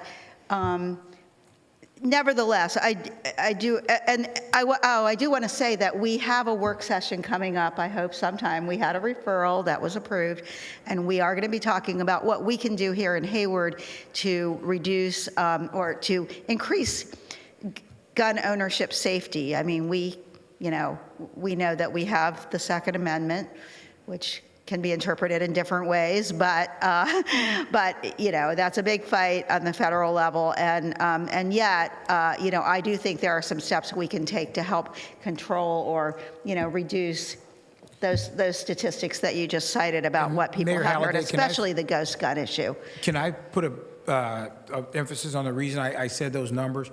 Those numbers represent seizures, and those are folks that we didn't fire shots at, we didn't shoot. We were able to take these guns off of individuals, a lot of them, without using lethal force. So some of the things that we have implemented and some of the policy changes and some of the work we've done with de-escalation, we have been able to de-escalate these things. And I get what's called a morning report, and I'm watching us take knives and a lot of things. We are doing a lot of de-escalation, contrary to what folks may believe, but literally on a day-to-day basis, we are de-escalating multiple times with armed individuals, and some armed with makeshift weapons, some armed with knives, and as I illustrated earlier, with the amount of gun seizures we've had, those are folks that we got guns off of that were armed, sitting in their laps, in their waistbands, under their seats, and we didn't have to shoot them. Good. I'm glad to hear that. And so, but you know, I think what you've heard from my colleagues tonight and from the public is that at least we should be using this, you know, this law that we are facing to look at, do we have more than we need? Can we do without some of this? And that's what I think the majority of us are asking you to look at before you bring this back. You know, I actually, he has left, but Zachariah Okenda had sent an email to us earlier with, you know, kind of putting the things into 3 lists. And I mean, you know, I'm not a professional. I'm not even especially, I have to admit, interested in weapons and what they do. But, you know, it is my job here tonight to do, or, you know, right now to deal with this issue. But the list he gave, I mean, I think the question of tear gas is one that that's been brought up by several council members, and that's one we really need to look at and say, do we need that? I have no idea what these launcher things are, but there are 3 of them on his list. And then sponge rounds. Now, they don't sound too bad to me, sponge rounds, but you know, I think that looking at what we have and seeing are there things that we really don't need. I don't think the money is a whole lot of question. Police have to be trained anyway in a lot of ways, and I doubt that the incremental cost of training for a particular weapon is not is not overwhelming. Even the cost, it's not, I tried to look through this. I think that $1.6 million is way off base, and that's not the kind of money that we're going to save here. But however, you know, the point is well taken that we do need to do what we have been doing and trying to help people with the needs they have, to get them safely housed and have adequate resources for their families, and especially re-entry for people who have been incarcerated. I mean, that, you know, if we can do a better job of keeping people from from getting out of jail and going back to exactly the kind of things that put them into jail in the first place, rather than truly giving them a new chance at, at living life. And that's going to take a lot of resources, a lot of cooperation. This isn't stuff that can be done by the city of Hayward alone, but, we are trying to work closely with the county, with our county officials. I can tell you that as a mayor, I'm working really closely with the other mayors in this county to provide some of those resources, especially better mental health treatment. So we do need to work on those things, and we do need to put resources and whatever money we could save from not having weapons that we hardly ever use or don't really need. We can use it in that way. So if you will take the comments that we have made tonight to heart, and back to, you are the professionals. We are not professionals in law enforcement, and I would ask everybody to at least listen to the response. But we will have more conversation about it, and I look forward to the community meeting and further dialogue. And again, thank you, everybody on Zoom and here in the chambers. We don't have quite as many here now as we had in the beginning, but it was good to see people really coming out. It makes me feel good that we have a community that cares about this issue. It's a national issue, and we're going to do our best to try to respond and move forward in a way that we do policing in a more effective way, without jeopardizing our law enforcement personnel or making them unsafe. But there are a lot of ways we can work to increase community safety. And so I hope that you have some ideas there. And do you have a estimated time for when we might be having this community meeting? I think we'll go back. We've heard a lot of comments about multiple community meetings and multiple process changes. So I think we'll have an internal discussion, and I think we'd like to maybe have a preliminary community meeting at some point in May, but we'll work together to figure out what that timeline looks like based on the feedback this evening. All right, so stay tuned, and thank you all for participating in this really important discussion this evening. We're now going to move on, and the city manager has, in looking at the further agenda, we do have to do item number 11, the community agency funding and approval of fiscal year 2023, especially in light of the discussion we just had. Community agency funding is of utmost importance, but unless any council member or member of the public that is still here, as most of them are walking out at the moment, has any objections, we will continue the item number 12 on the strategic roadmap to a future meeting. Is there any council member who objects to that? No move. Not seeing anyone. I'm seeing shaking heads, but I think that means they're not objecting, and I don't see any here. So we will. Why can't we take it? Do you just want space or time, or what?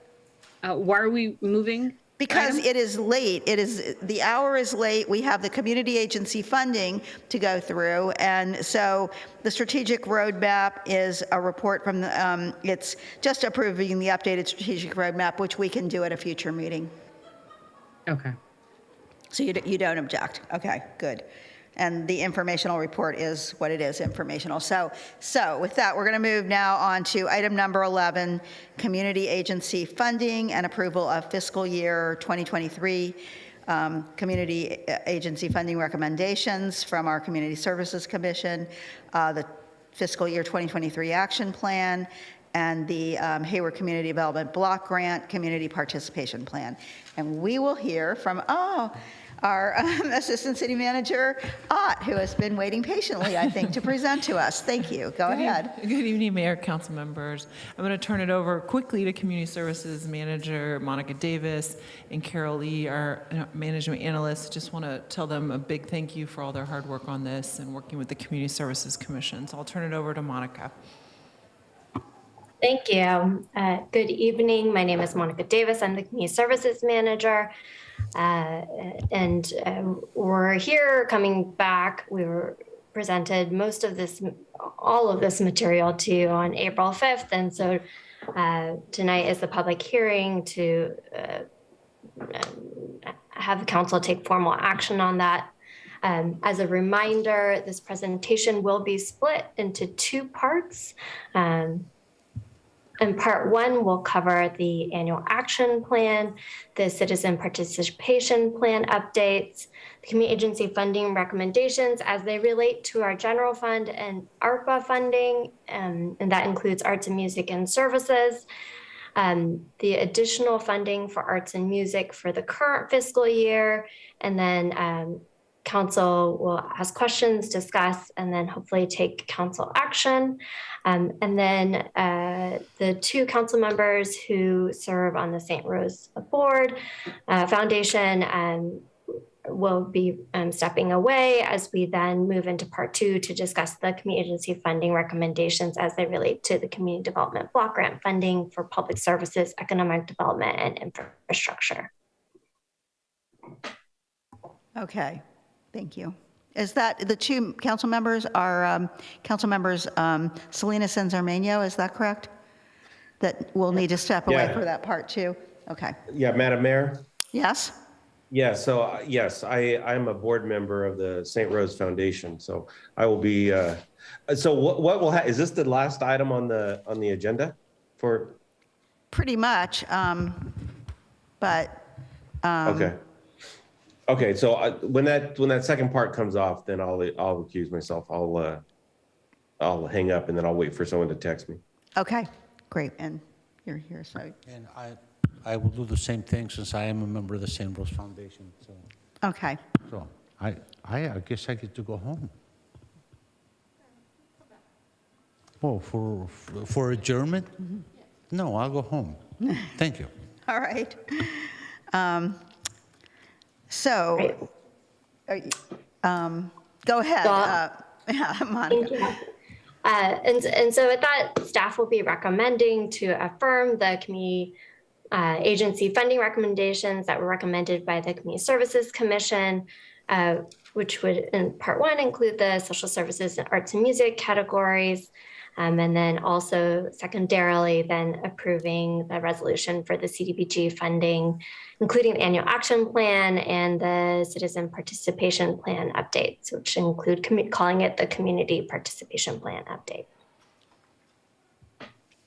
And just as a quick overview, thankfully this is not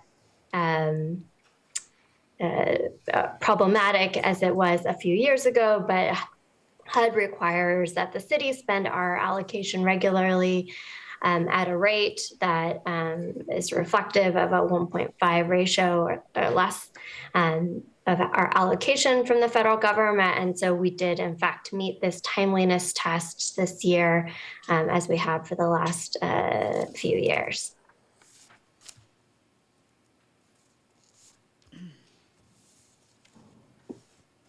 And I'll hand it over to Carol to quickly go through the annual action plan and citizen participation plan updates. Thank you, Ms. Davis. Good evening, Madam Mayor, City Council, and members of the public.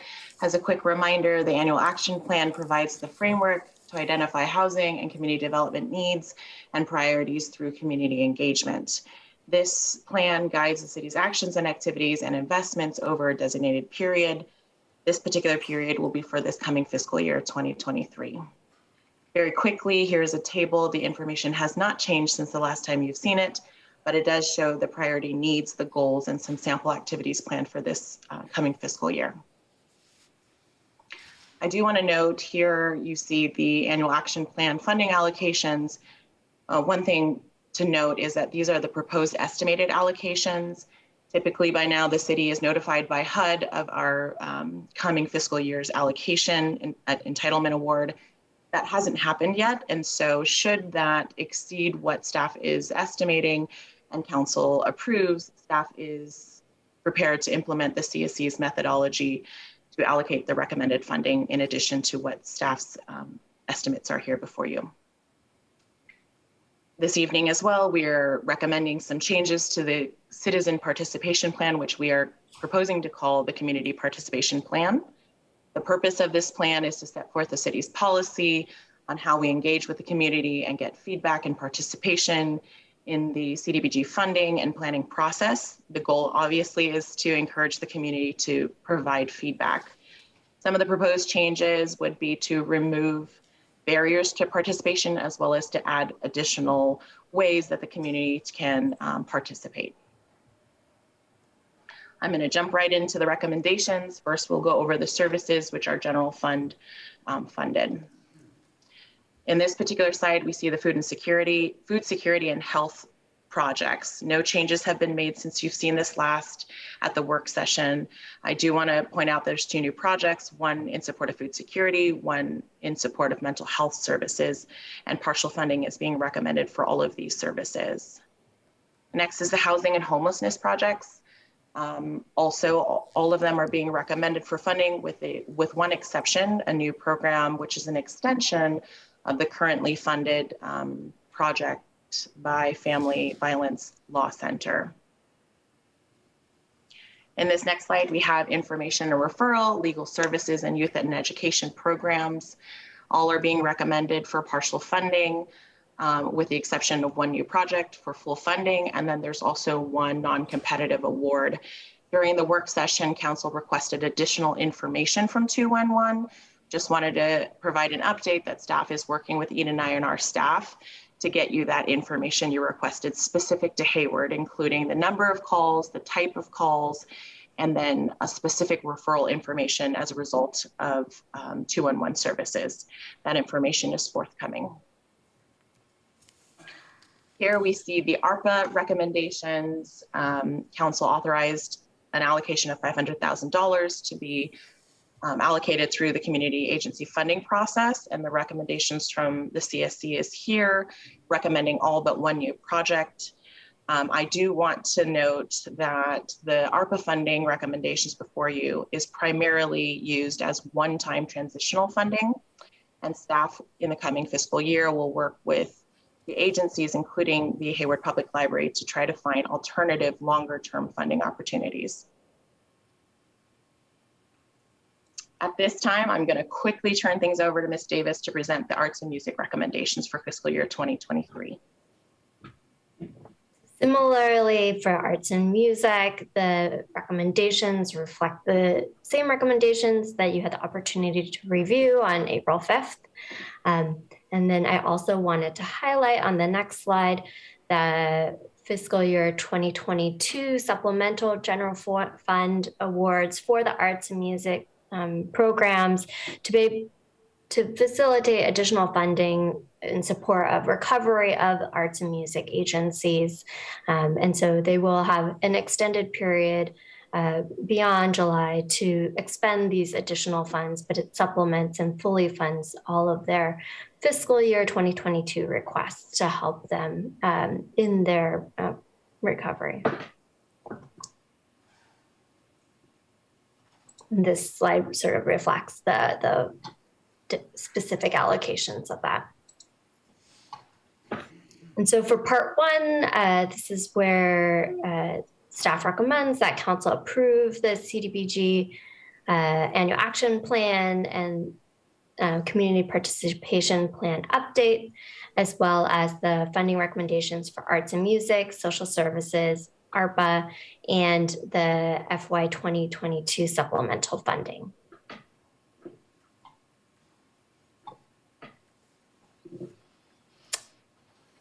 With that, we'll pause for council questions and open the public hearing and receive feedback from council and hopefully take action.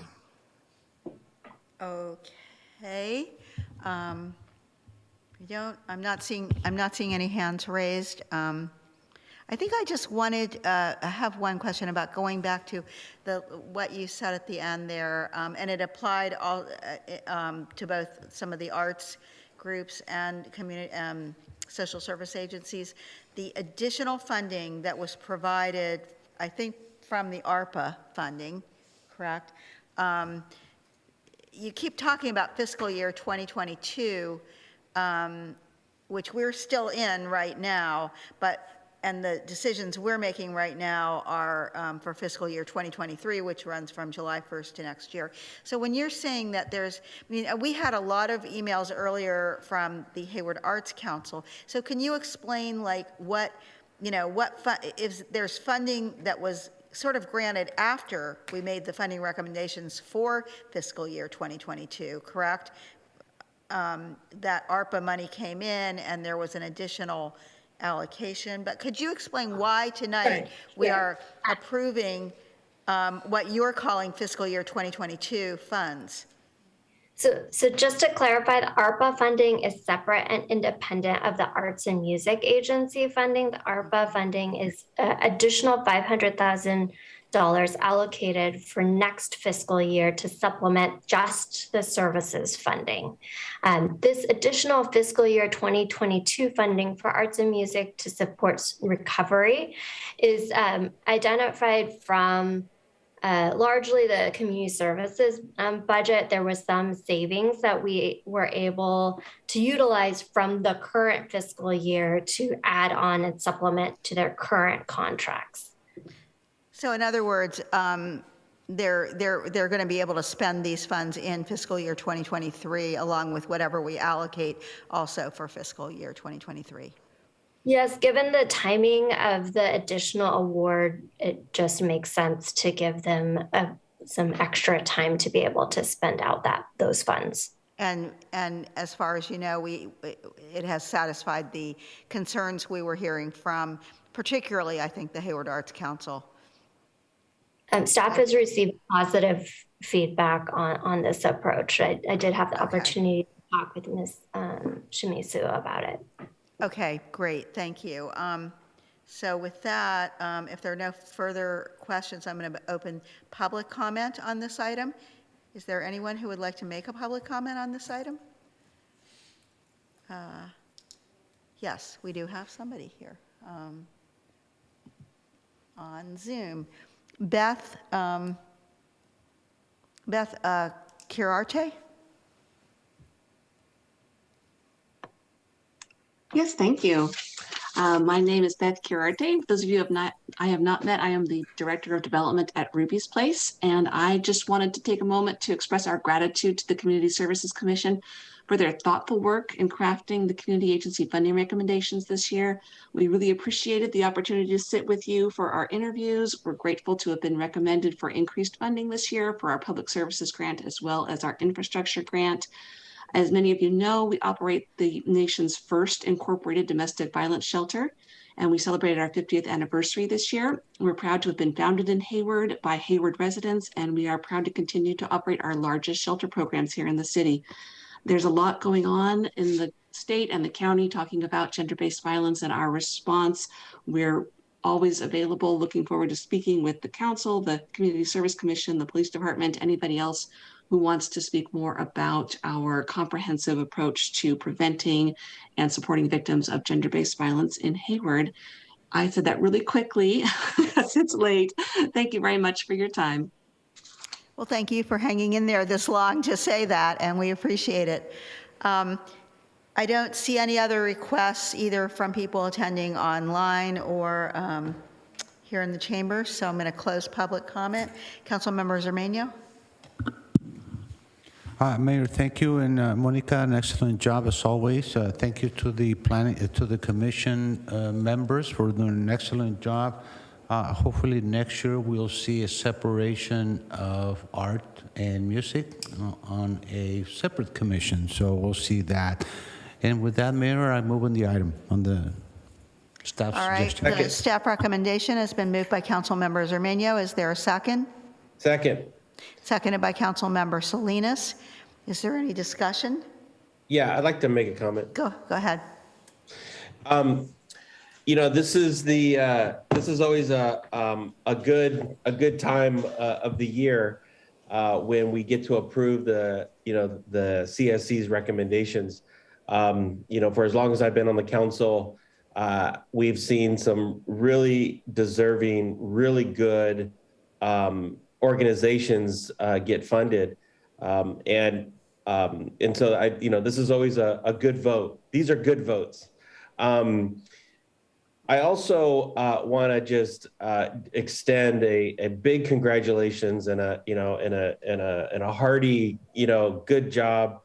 I know it's a tough job. The Community Services Commission, they do an incredible, they do a lot of work to get us here. And I know staff, you guys are there, with them every step of the way. But the Community Services Commission, these are all volunteers. It takes a long time to read through all the proposals and the interview and just the amount of work, and to, Chair Barry and to all her colleagues, just another year of some really great projects that we're going to be funding. So I will be surely happy to be voting yes on this. So thank you. All right, thank you. And seeing no other comments on this motion that was made to support the staff recommendations by Councilmember Zermeño, seconded by Councilmember Salinas. Madam City Clerk, will you call the roll? Yes, Madam Mayor. Councilmember Andrews. Aye. Councilmember Lamnin. With appreciation, aye. Thank you. Councilmember Marquez. Aye. Councilmember Salinas. Yes. Councilmember Wahab. Yes. Councilmember Zermeño. Sí.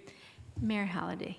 Yes, and the motion carries with 7 aye votes, and I too express my great appreciation. There are probably not too many of them watching right now, to the Community Services Commission, and also to our staff that, has to shepherd this project every year, and it starts way back in the fall and, comes till now, and then, I'm sure you continue to have to monitor these things. So thank you for all that you put into this. It was clear from the discussion earlier tonight that these grants, the support that we're giving to these community agencies mean a whole lot and are very important. The work that's being done is very important. So with that, we are going to continue item number 12 to a future date. And that's not really time constrained. Mayor, we still have the second piece of this item. Oh, I did that before, Zermeño didn't I? Yes. Sorry, we have Thank another you. piece to do, and we're going to excuse Councilmembers Zermeño and Salinas, yes. Zermeño and, Councilmember Salinas. We're going to wave goodbye to you for the moment. Yes, okay. Now, I'm sorry, Monica, please go ahead. Thank you. And I'll actually have Ms. Lee continue. Great, thank you so much. I will now present the second portion of this presentation, and that will be the recommendations for fiscal year 2023, the Community Development Block Grant in those categories. So first, we have our economic development and infrastructure projects. The CSC is recommending fully funding all but 2 of the projects, and the remaining 2 is being recommended for partial funding. No changes have been made to this slide since the last time that you've seen this information. I do want to call out one thing of importance. While typically we would have the CDBG entitlement amount by now, HUD has notified the city that additional time is needed to compute the grantee allocation amounts, and we should be getting them by mid-May. And so should that actual entitlement exceed staff's estimate, staff and council approves, staff is prepared to implement the recommendations before you for the additional funding. The CSC is recommending to fund the third of 3 trailers for Ruby's Place's Tiny Homes on Wheels project, and then allocate any additional funding towards the city's housing projects. For public services, which are just services that are funded through CDBG funding, we have very similarly no changes to this slide.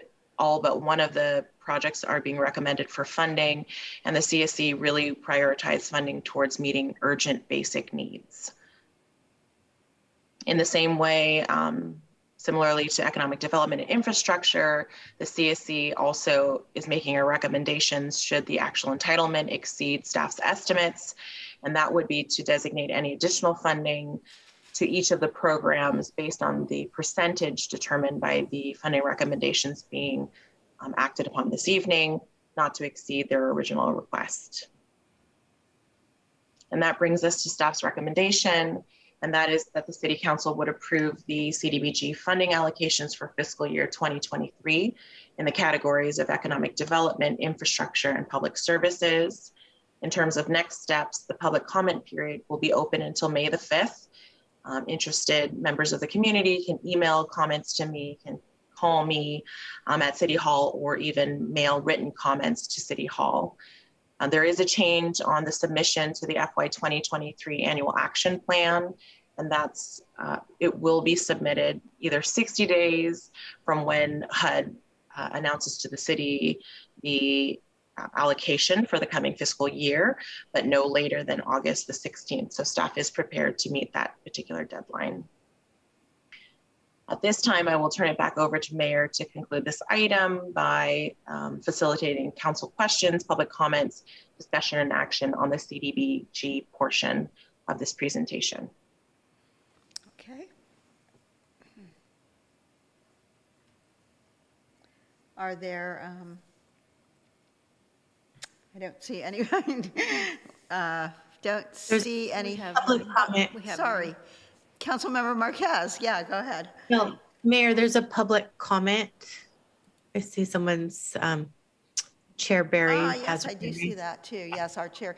Okay, all right, thank you for pointing that out. It's late. But yes, Artavia Berry, Ms. Berry, sorry.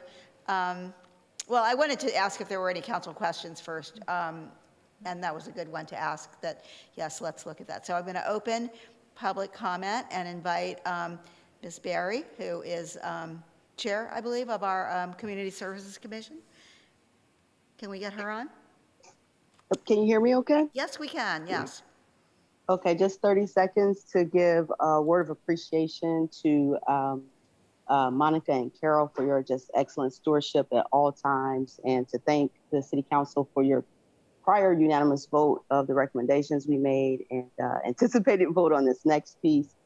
We are certainly looking forward to the joint sessions and deeply appreciate the earlier conversation that, you know, obviously intersects with our work here. So that's it. Thank you all so much, and appreciate the opportunity to serve. Thank you, and thank you for your service, and please thank your fellow commissioners for us. So with that, I don't see any other hands raised right here or online. So we'll go back to Council Member Marquez. Mayor, I'm happy to move the item. I just want to ask for clarification. My understanding is the motion I want to make right now is in response to attachment 6. So this is specifically to the CDBG funding. Yes. But then there's another attachment with respect to the recovery funds for arts and music. So did we take that previously, or does that still need to be adopted? Just want to make sure we're covering. Was that, yeah, was that included in the prior motion that we did, the arts and music? Yes, it was. Oh, okay, then I will just move the resolution with respect to the CDBG funding. Is there a second? Sure. And Councilmember Lamnin, who is our liaison, correct, to the Community Services Commission, seconds it. Any comments? And if I could speak briefly, yes, please. Please, go ahead. I just truly want to thank everyone for their time, their energy, their passion, their commitment on this. It really, really is demonstrated through this process. And I know we had multiple new members this last year, and people that were even brought up from the alternate list. And I think everyone has just jumped right in and are becoming even stronger advocates for our community. So I'm really excited about the future discussions and hope that every year we'll just continue to strengthen this process and also work diligently to identify more money, since of course it's unfortunate, but the need continues to grow in our community, and it is our goal to do our best to meet those basic needs of all of our community members. So thank you everyone for all your great work on this initiative. And thank you for serving as our liaison. And I'm very happy to support the motion. And I just can't help but think that my very first role in this city, you know, official role in the city government, was 32 years ago, being appointed as a member to the what was the Citizens Advisory Commission then, which only dealt with the block grant, not with the social services, that was a separate commission at the time. But, and I think about the money, the money I think is a little bit more now than it was back then, but it certainly hasn't kept up with inflation. So it's not going as far.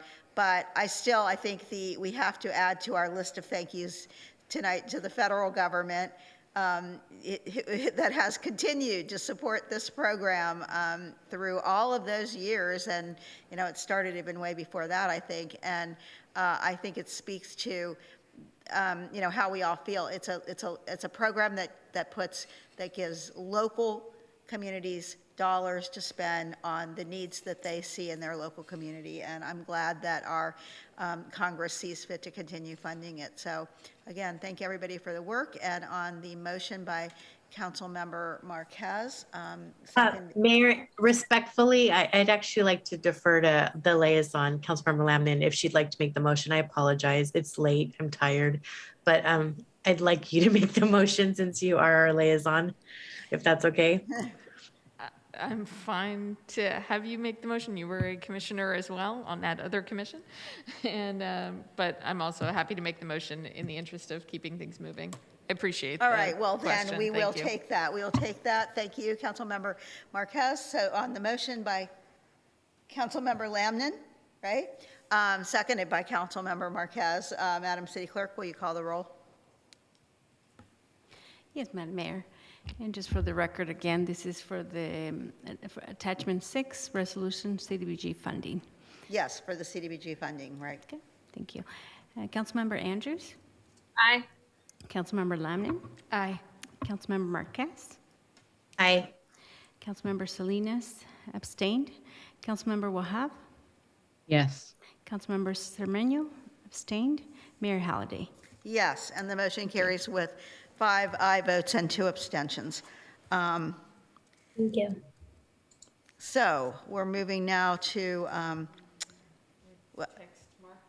oh, yes, can we text Councilmember Salinas to come back?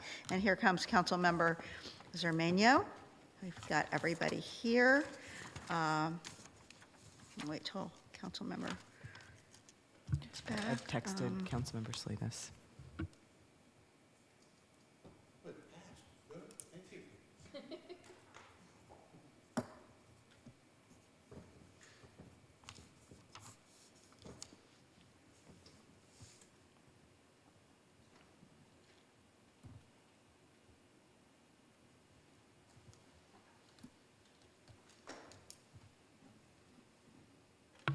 Mayor, let's go ahead. He's trying to find the link. Why don't we go ahead and do you want to All right. restart? He's working to get here. All right, well, let me just ask, then we're moving on to item number 11, which is an informational item, which we don't really need to discuss. I want to express my appreciation to staff for giving us that lovely presentation of public art available in the city of Hayward.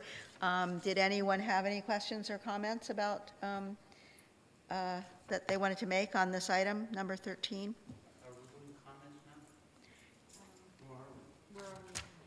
Not on general comments from us. We're on the informational item, which is the informational report on publicly available art in the city of Hayward. Councilmember Andrews. Thank you, Mayor. Thank you for the presentation of in this format, and I was hoping maybe at a future committee that we can discuss public art in further detail, just to see if we can have a pulse check of what works in terms of economic development in art and seeing how they intersect a little bit more. I appreciate the examples that were identified, but I would like to see what's working in other cities and applying it here. I think it could be done at the Economic Development Committee. It could be done at Keep Harry Clean and Green. I don't think we necessarily need the whole council on this, but I do think we need to do just a little bit more work in terms of understanding what really drives economic development to our major corridors, and have a better understanding of what prevents developers from incorporating more engaging art, interactive art, Instagrammable art? What can we do to kind of remove some of those barriers where we don't necessarily just not what I won't say resorts, but just have a mural? I want to see like more variety. I do appreciate the statues that you've identified, but in some of the other things. But I think we can do more in this area, and want to see if developers can come along and help us.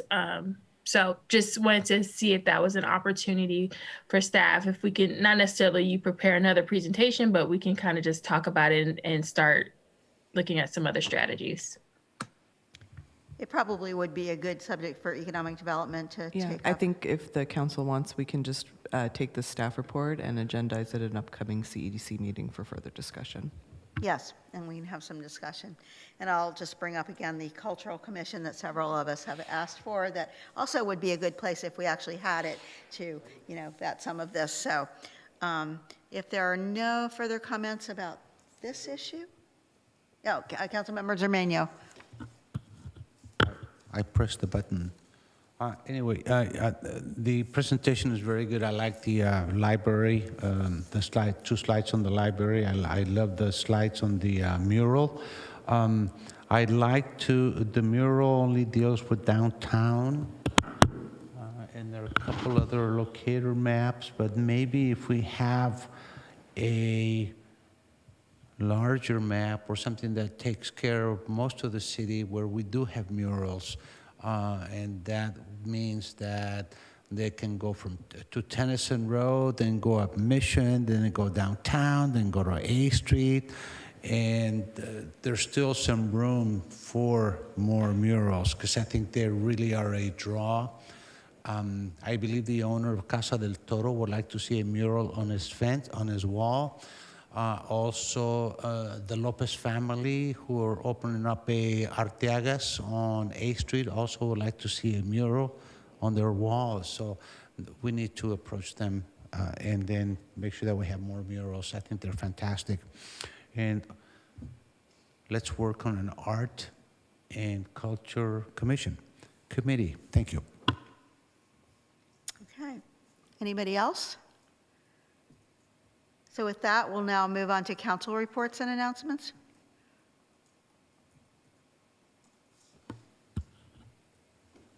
Anyone have anything tonight? Not seeing hands raised going up here. I do. Councilmember Zermino? Go ahead. No, oh, okay. Let's see. Friday, I will be visiting 2 eateries that are going to have their grand opening. So make sure that you go behind Los Compadres restaurant to try some baked goods, and then also on Mission Boulevard, La Victoria, open up a brand new restaurant. And then on Saturday, the Hayward Youth Commission is having a youth conference, youth summit at 10 a.m. Unfortunately, it is not in person, it's Zoom, but it's going to be fantastic. They really did work very hard to put this together. And then also beginning at noon, there's the first, hopefully annual, literary hop, and that's all over downtown. I'll be reading in Spanish at the fountain about 4 p.m. with some of my students and my grandkids. Our grandkids are going to read in Spanish. That's really great. I'm going to read one in Spanish, The Flies, Las Moscas, Muy Revoltosas. Anyway, so it's a great weekend. Fantastic. Going on, huh? Yes, and go Warriors tomorrow. Ah, yes, right. Thank you. And yes, I also would, I just recorded some opening remarks for the youth conference because my niece is getting married in Minnesota on Zoom. I mean, I'll be attending on Zoom.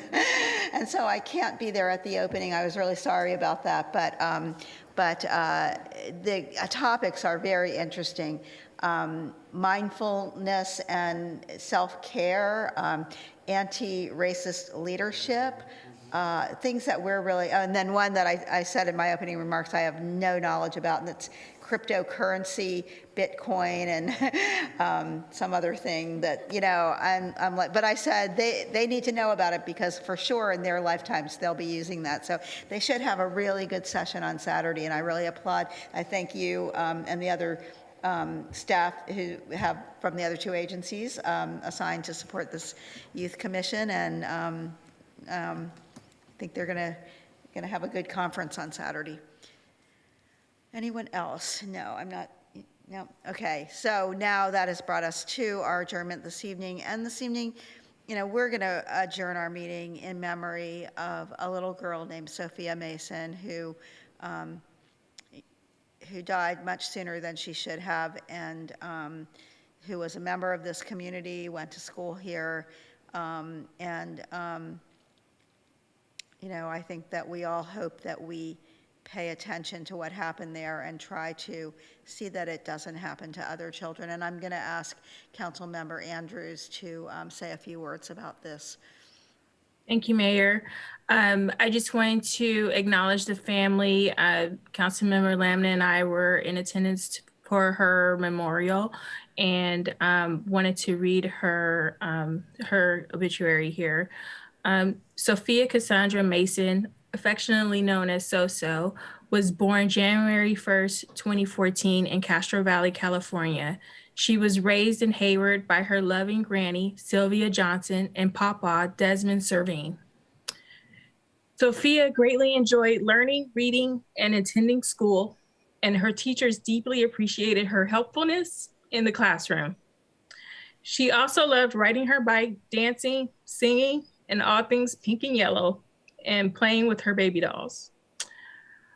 Her love for life, kindness, joy, and sweet spirit made a lasting impression on all who knew her.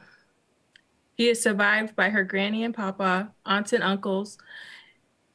And I want to acknowledge all of her aunts and uncles, but a special acknowledgement to Emerald Johnson, who helped raise her.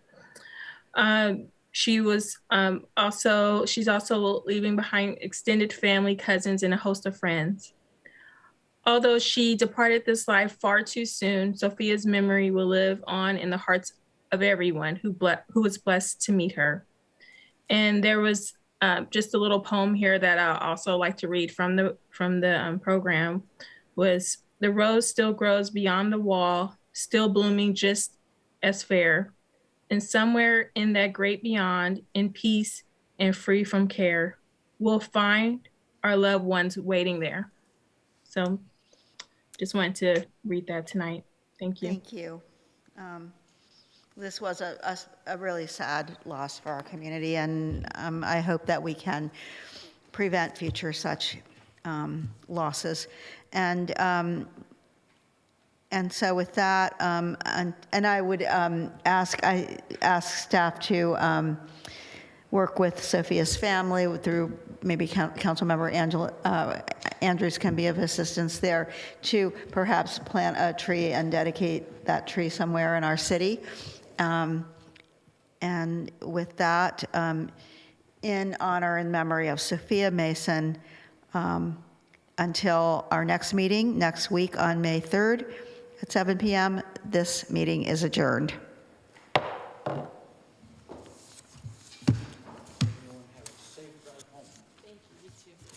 Yes.